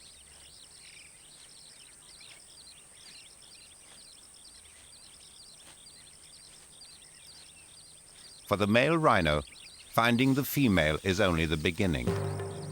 She's a solitary animal and suspicious even of other rhinos. He approaches her cautiously. Her initial reaction is intimidating, but her aggression is part of the courtship ritual.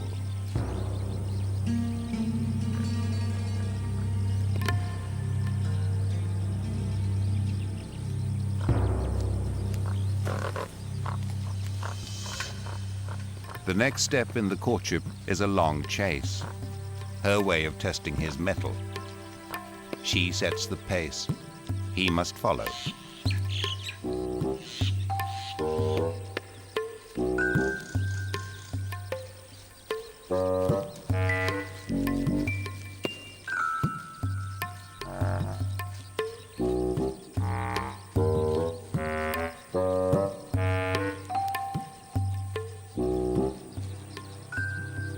When the male has proved his stamina, she will allow him to mate.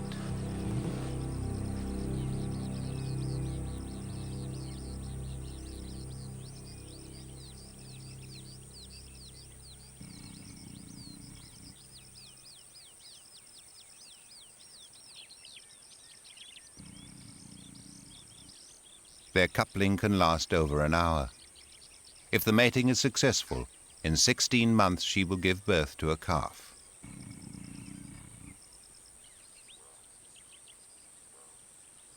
Lured by the female's trail, another bull appears. The female is tiring under the weight of her mate and is trying to dislodge him. If she succeeds, the intruder may have his chance.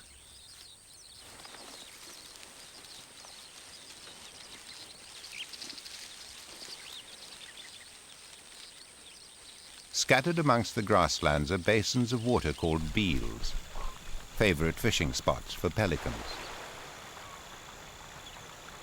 The floods of the last monsoon replenished the beels and restocked them with fish. With the advance of the dry season, the water levels in the beels start to fall, concentrating the fish and making it easier for the pelicans and the adjutant storks to feed.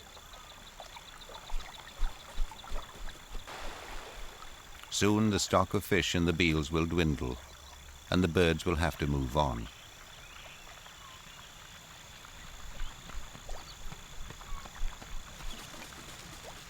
By April it is becoming increasingly hot, and many of the beels have dried up. The ones that still have water bring the normally solitary rhinos together. In the oppressive heat of the day, the wallow is the place to be.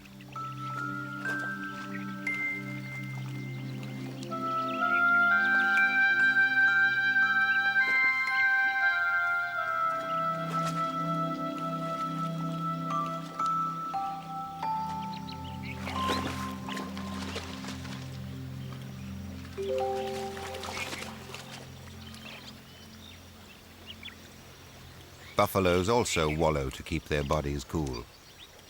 The mud provides a protective coating against biting insects. Buffaloes are gregarious and like to crowd together, quite unlike the rhinos.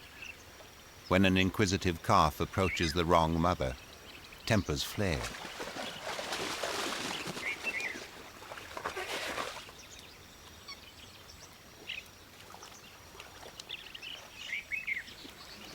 When one mother gives way, peace returns.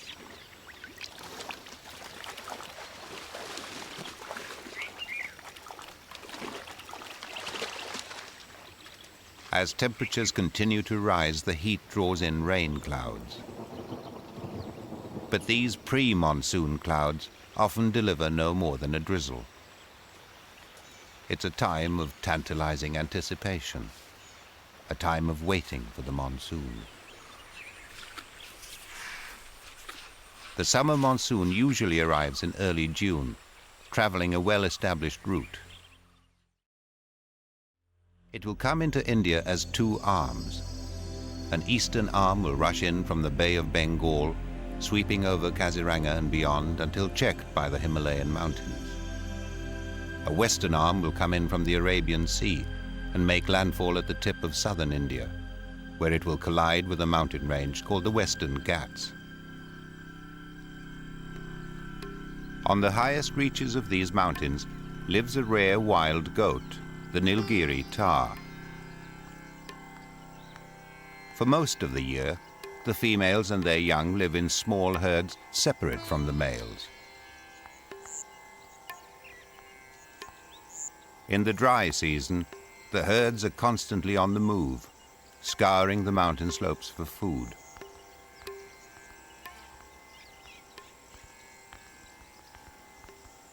For the young Thaw facing their first summer, life is particularly hard.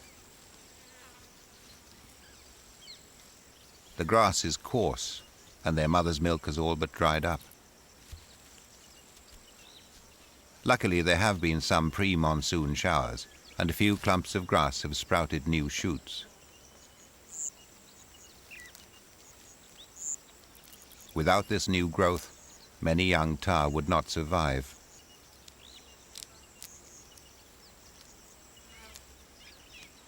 The monsoon is not far away, but for now, the only dark clouds on the horizon are clouds of smoke from forest fires on the plains below.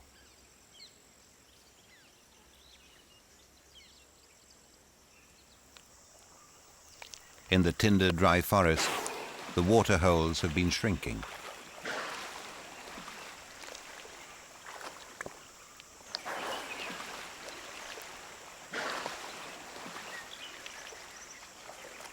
The tepid water has been muddied by the many elephant herds that have passed through.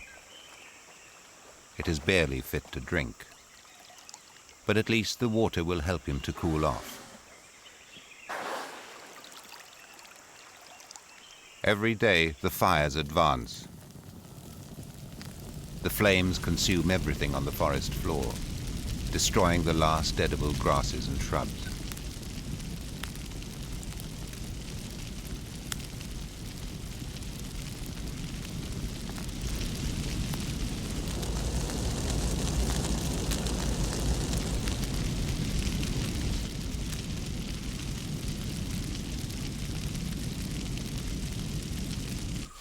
The fires and the lack of food have driven most of the elephants to the edge of the forest, where there's still some grass. But for animals that each require an average of 400 pounds of food every day, there is scarcely enough.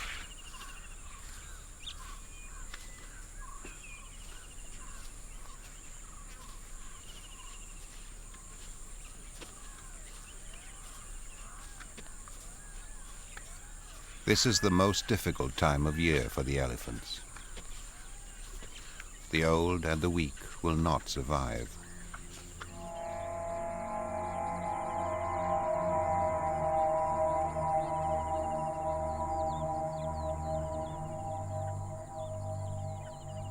It's a time of easy pickings for the vultures. But the fortunes of the animals may soon be about to change. It is now early June, and a cool wind has sprung up from the southwest. From out over the Arabian Sea, the monsoon finally arrives in South India.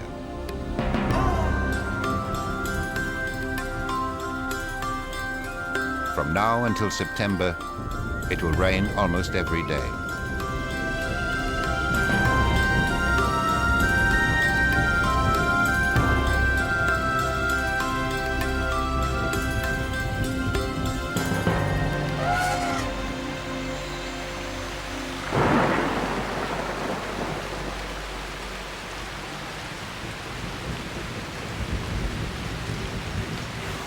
The spell of the dry season has been broken. Soon there will be plenty of food and water everywhere, and the elephant herds will be able to return to the forest.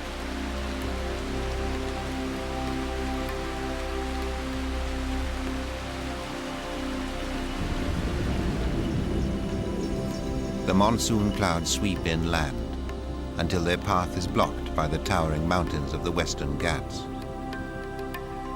During the 4 months of the monsoon season, they will drench these slopes with over 20 feet of rain. Over millennia, this heavy rainfall has created an incredibly lush rainforest.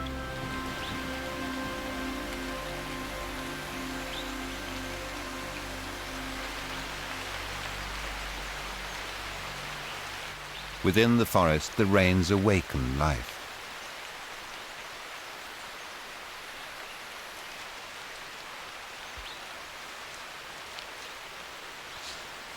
A Travancore tortoise emerges from its dry season shelter beneath the leaf litter.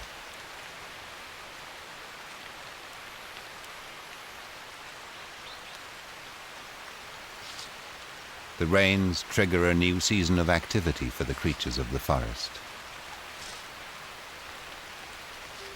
Soon there'll be enough water everywhere for the toads to breed. A giant forest snail feeds on the moss that springs up almost overnight on the rocks.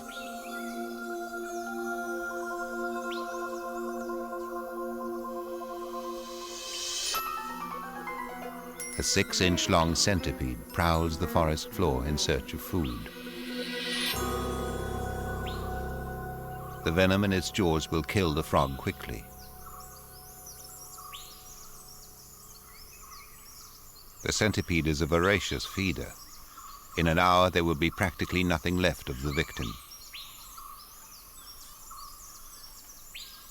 The monsoon brings a bonanza for all the creatures of the rainforest. In the canopy, the lion-tailed macaque is spoiled for choice. For this fruit eater, the monsoon has a special treat in store: jackfruit. A single fruit will provide this young macaque with enough food for a whole day.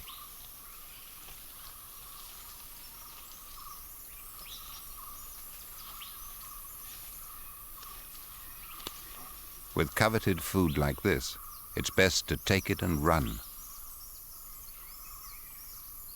The dominant male of the troop is just waking from a siesta. He'll have no qualms about snatching the fruit. The young macaque must eat as fast as he can. His hurried feeding is manna from heaven for a Travancore tortoise.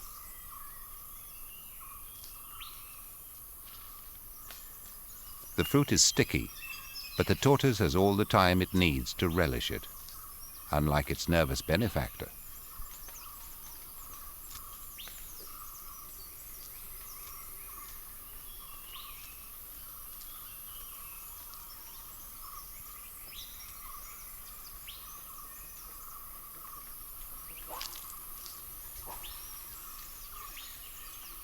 The dominant male is closing in.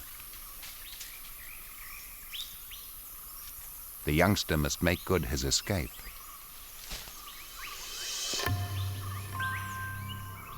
On the forest floor, a conflict of a different kind is brewing. A fight for mating rights.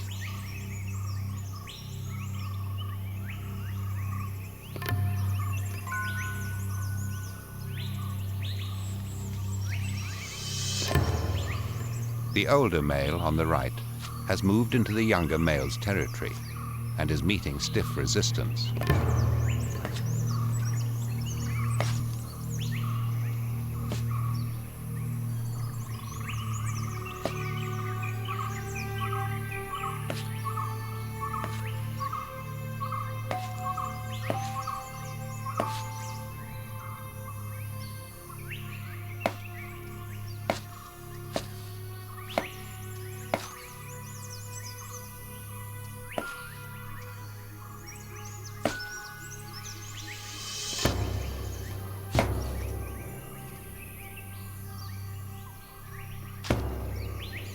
The younger male's spirited defense was of no avail. Having disposed of his rival, the victor comes courting. His sense of smell will tell him if the female is receptive.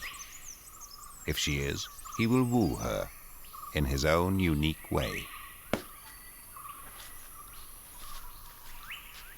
The male's techniques for love or war are surprisingly similar.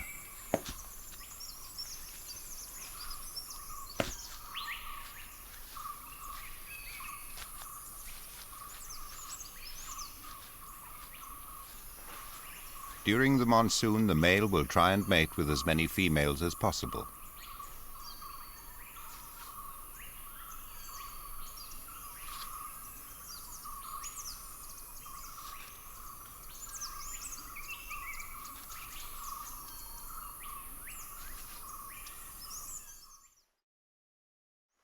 The rains have filled the streams, and the forest is bursting with an abundance of water.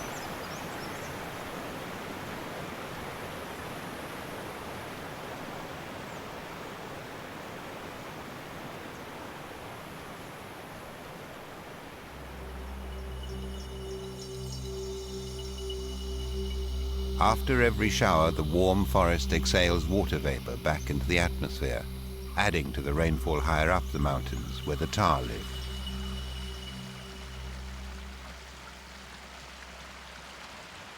The female herds have now swollen with the arrival of adult males, known as saddlebacks, because of the light patch on their backs. For most of the year, they live in bachelor herds.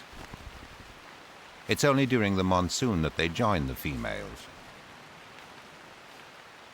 Although some females are still suckling young, most will soon be ready to mate.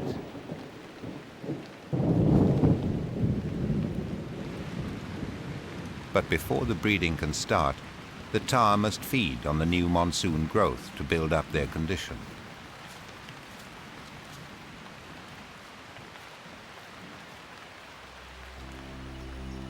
The monsoon is now well established along the west coast of South India, where the rains will continue until September. Deflected by the mountains, the incoming clouds are forced northwards. The monsoon will travel over 1,000 miles up the subcontinent towards the parched lands of northwest India.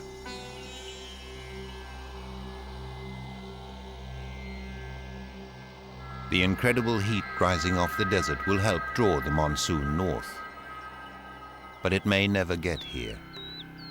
Some years it can exhaust itself during its long journey. Only a few hardy species like the Indian wild ass manage to survive in this harsh landscape, where summer temperatures can reach 120 degrees Fahrenheit.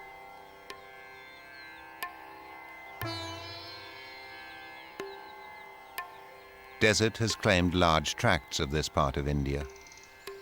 The few remaining pockets of forest lie along the direct path of the monsoon. In these forests there's still a little water left, and the animals take full advantage of it.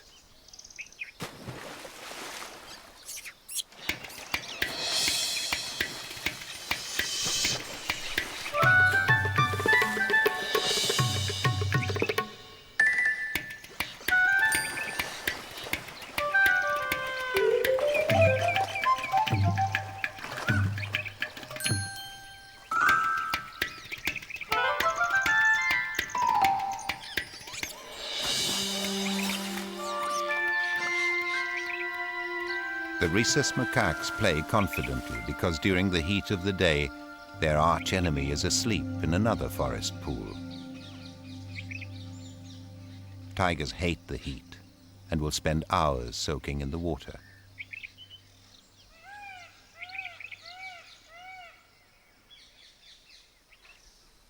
These arid forests of Rajasthan in northwest India are the hottest areas inhabited by tigers. But despite the crippling heat, not all tigers can afford to loll in the water. This tigress has 2 nearly full-grown cubs, and to keep them fed, she has to hunt constantly. The dry, open forest makes concealment difficult and stalking almost impossible.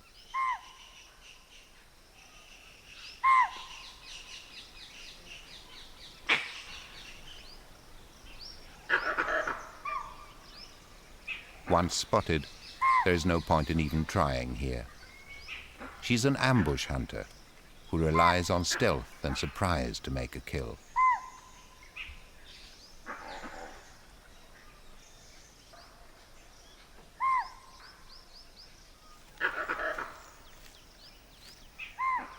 Within her territory of 10 square miles is an extraordinary oasis, an ancient man-made lake where the hunting is good.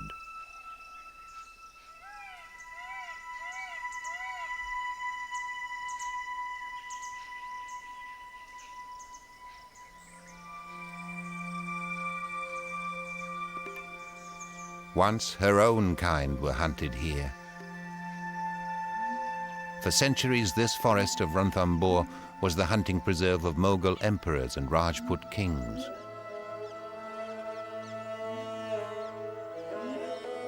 When their dynasties fell, their lodges and palaces reverted to the forest and its animals. The tigress may have given birth to her cubs in one of these ruins.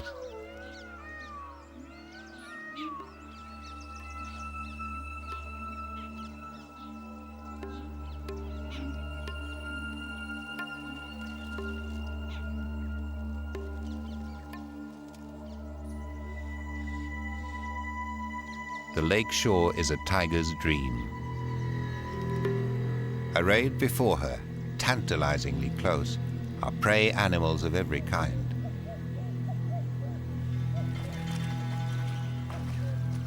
But she must be extremely careful. One wrong move and the feast could vanish. She will only get one chance to make a kill.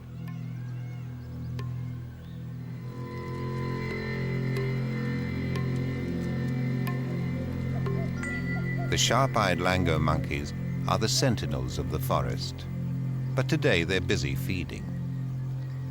The tigress has slipped past and will wait for her chance. The sambar deer feeding on waterweeds are unaware of the danger.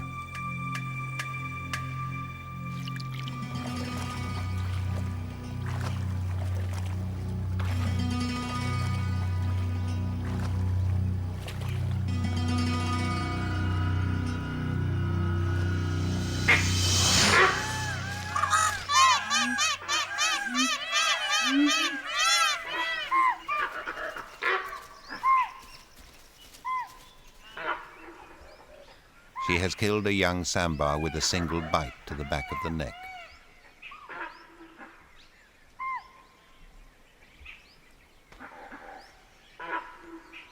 Tails raised in alarm, the rest of the sambar scatter.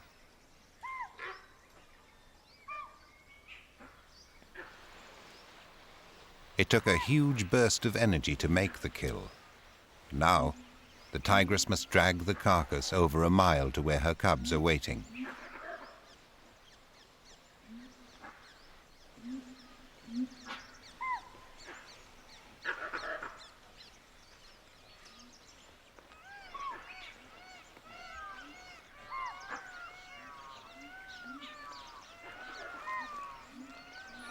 The sambar is easily half her weight, and the stifling heat makes her task more difficult.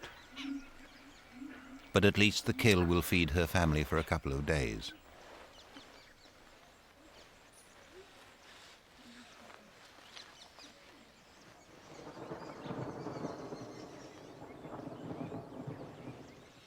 At last, there is a promise of rain.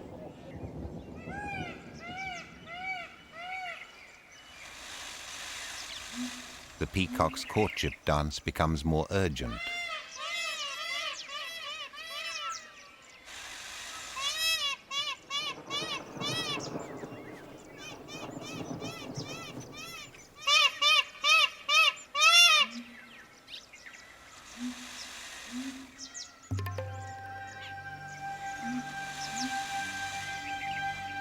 There's a smell of rain in the air.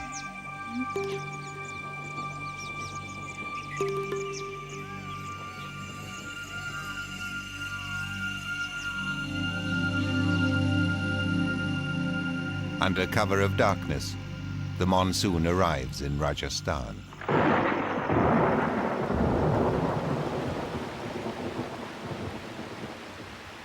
In an underground burrow, a female python sits tightly coiled around her clutch of eggs. She laid them 60 days ago, time to hatch with the monsoon. Now she can sense movement within the eggs. Soon she will leave them, never to return. Her young will hatch on their own. They'll have no trouble fending for themselves in this season of plenty.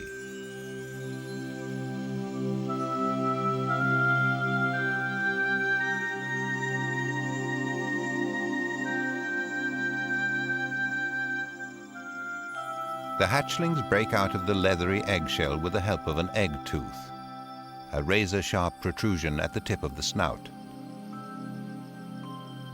Once they've slit the shell, the hatchlings will stay within the egg for a few more hours to absorb the remaining yolk.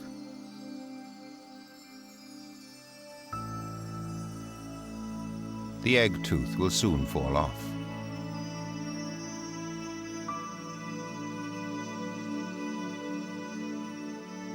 The young pythons are almost 2 feet long when they hatch, big enough to crush a large mouse or a frog. But they will not have to hunt straight away.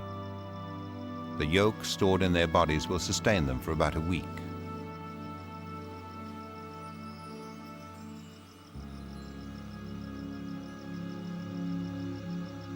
The young pythons emerge into a world blessed by the monsoon. As the hatchlings leave the burrow, their immediate instinct is to find water.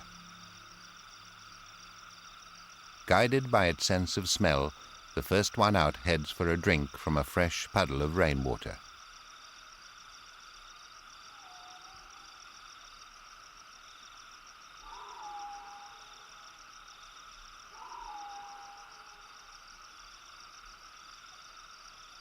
Several times during the first few hours, it will try out its jaws.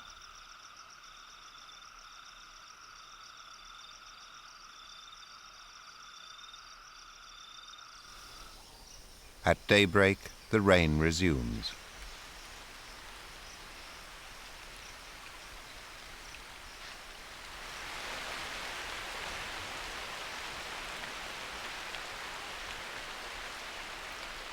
The downpours continue almost non-stop for a week. A region that has not seen rain for 8 long months drinks deeply.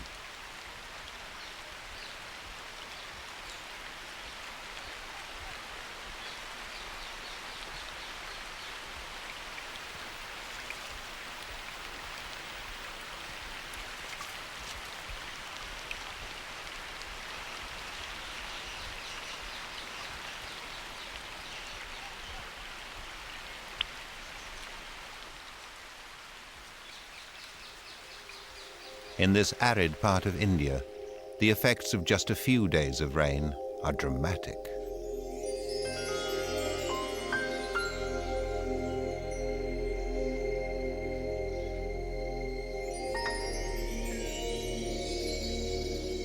As soon as the earth softens, winged termites emerge. They've been nurtured in the nest by the smaller worker termites. With the arrival of the monsoon, they're now ready to fly out and start new colonies. The winged termites are packed with protein, nutritious morsels for a pied-crested cuckoo.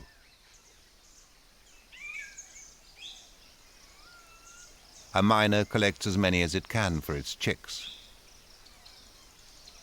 The exodus will not last long.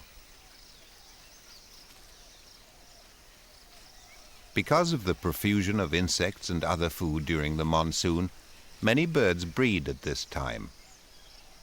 Peacock chicks have also hatched. While they're busy feeding on insects and grass seeds, their mother keeps a sharp lookout for danger.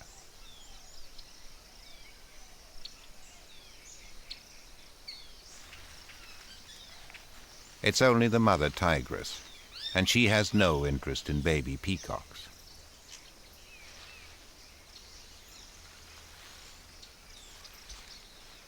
These days she has time to laze. At last, her cubs are learning to hunt for themselves.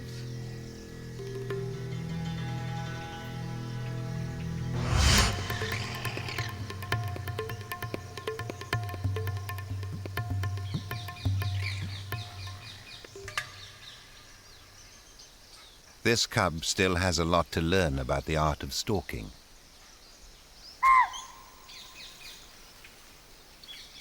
Now the forest is on full alert. But hunger is a great teacher. Stealth and speed will come with practice. Nearby, his sister has found another way to pass the day. But even doing nothing can have its problems.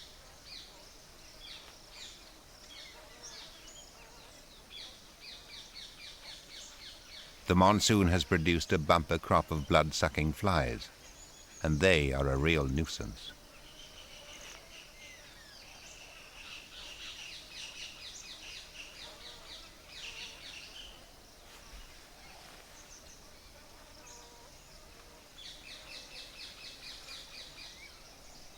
The monsoon has created a different kind of problem for the mother. The rains have washed away the scent marks she's carefully laid out around her territory. So after every shower, she has to patrol her boundaries and respray her scent. It's a warning to other tigers that this is her domain.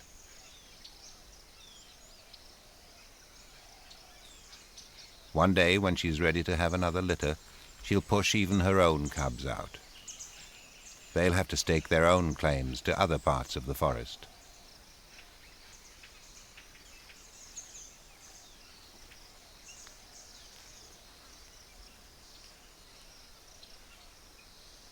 The monsoon has transformed the tiger's forests in Ranthambore. But an even more dramatic change has taken place not far away, where a dusty scrubland has turned into a watery paradise. Bharatpur is India's most famous wetland. Its monsoon-filled marshes are now teeming with fish, food for thousands of water birds that have come to breed. Egrets, herons and cormorants. The most spectacular monsoon visitors are just arriving, the painted storks.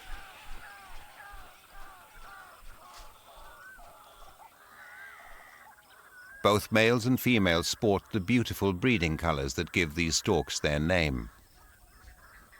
Constant preening keeps them looking their best.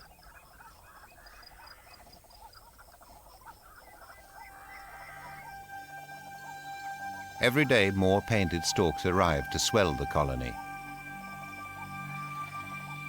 As if to celebrate their coming, the rain clouds reappear.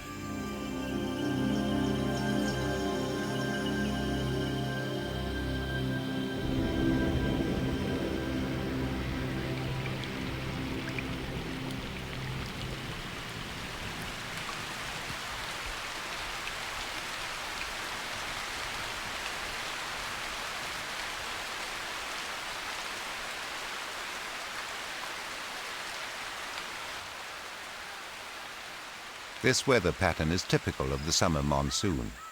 Days of rain alternating with days of heat and humidity.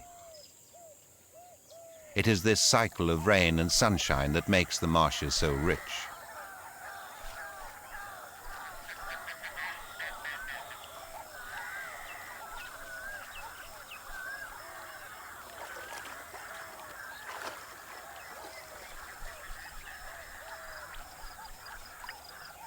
During a good monsoon, birds breed in extraordinary profusion.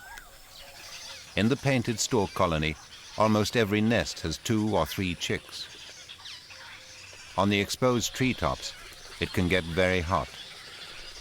The adult birds keep their bills open to prevent overheating. They protect their downy chicks from the sun with their wings. Despite the shading, The chicks get extremely thirsty and constantly beg for relief.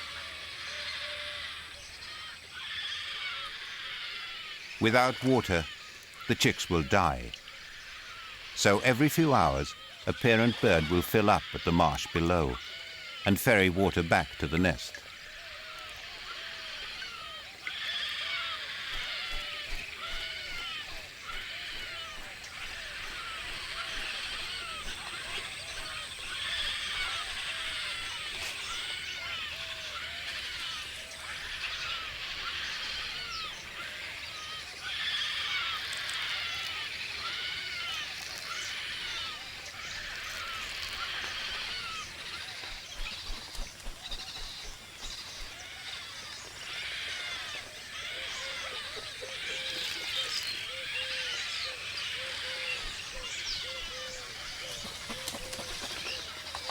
With the diligent care of both parents, the chicks will thrive. The short season of rain in northwest India is practically over. Within 6 weeks of its arrival here, the western arm of the monsoon begins to retreat.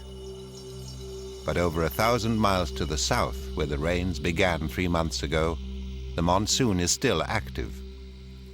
In between the rain showers, the Thaw rut is at its peak.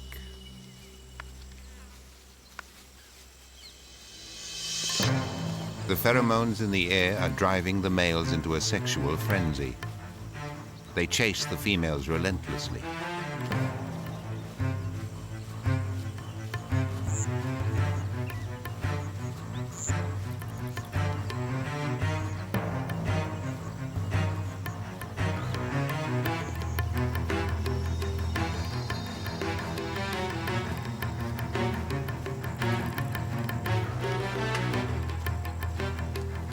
With so many females in the herd, the only way for males to find out which ones are still receptive is when a female stops to offer a urine sample.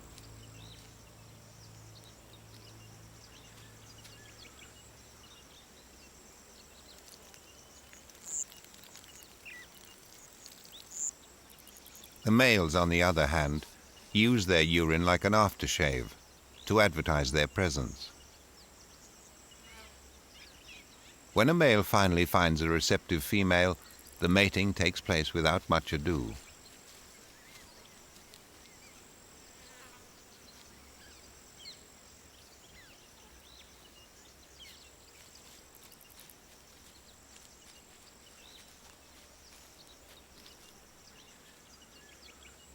The chases will continue until all the females have mated. Then the males will gradually regroup into bachelor herds and return to their remote crags. The western arm of the monsoon is weakening, but the eastern arm is more vigorous than ever. Stopped short by the great Himalayan ranges, the monsoon continues to drench northeast India and Kaziranga with enormous quantities of rain.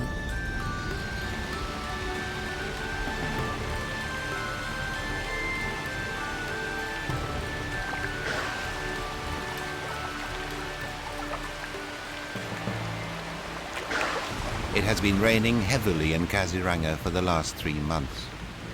The beels have been replenished, and the ground is saturated with water. When the rains relent, the heat builds up again. The clouds trap the heat, creating a hothouse that stimulates enormous growth. In the tall grass, a tiger is on the prowl.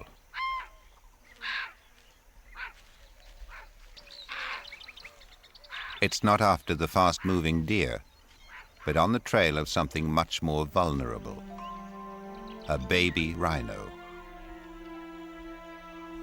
Although the short-sighted mother can't see the tiger, her acute sense of smell has alerted her to its presence close behind.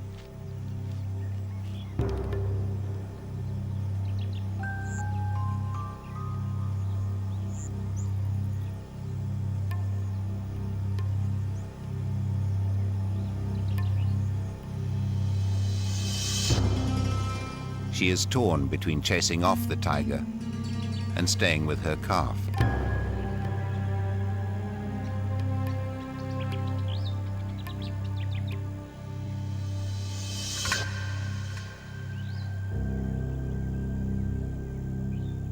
The best way for the rhino to protect her calf is to take refuge in the sea of grass. The tall grass might be a sanctuary against predators, but it will offer no protection against the Brahmaputra River, which has been rising steadily with the monsoon rains. Any day now, it could breach its banks and engulf the grasslands. As more clouds rush in, the downpours intensify in the mountains above Kaziranga.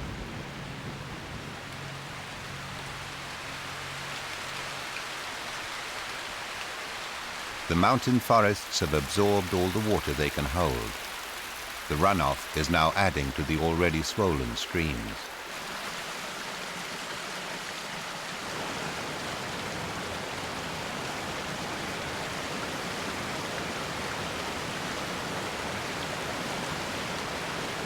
As they plunge down the mountain slopes, the cascades grow ever larger.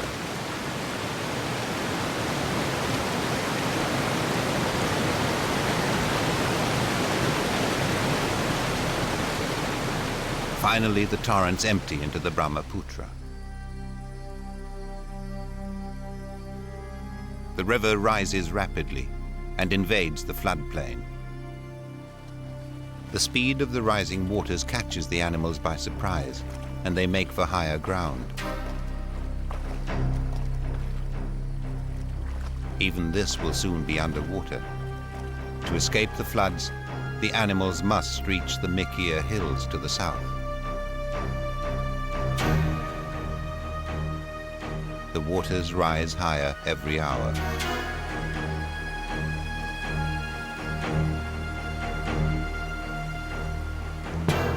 Animals that are too slow to escape can be swept away by the flood or drowned. Swimming across the vast expanses of water is exhausting.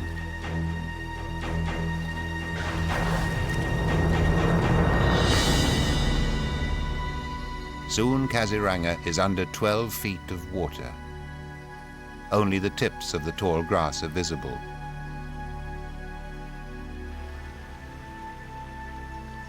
The high water does not last more than a few days.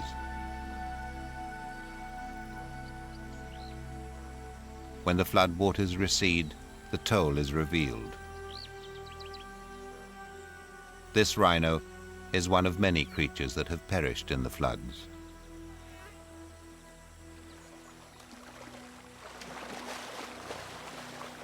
The animals that escaped to the hills now return.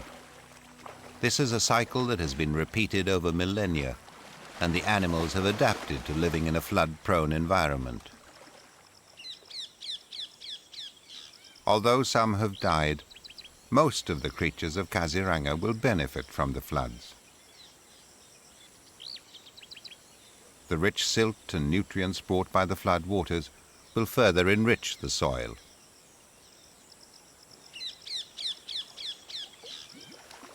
This was the last burst of the monsoon. Now, at the end of September, the season of rain is finally over. But all across the country, its legacy will linger.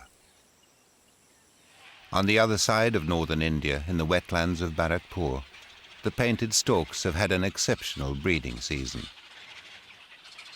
More than 5,000 chicks have been reared successfully.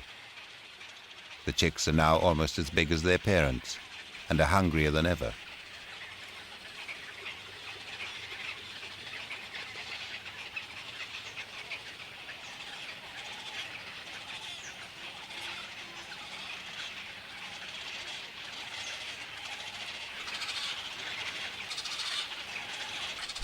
Thanks to the bounty of the monsoon, a whole new generation of painted storks is ready to take wing. All around, the marshes are bursting with the arrival of tens of thousands of waterfowl from Siberia, Mongolia, and China.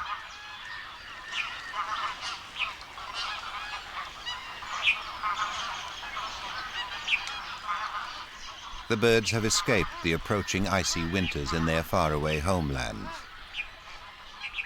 They come year after year to feast on the gifts of the Indian monsoon.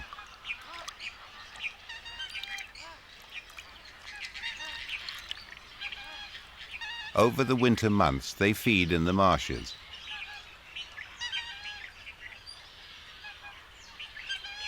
When the land begins to warm up, the travelers leave.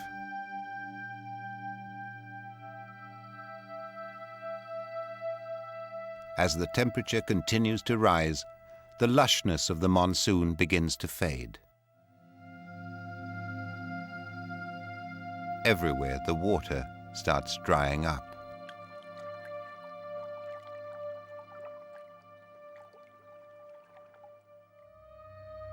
The forests wilt.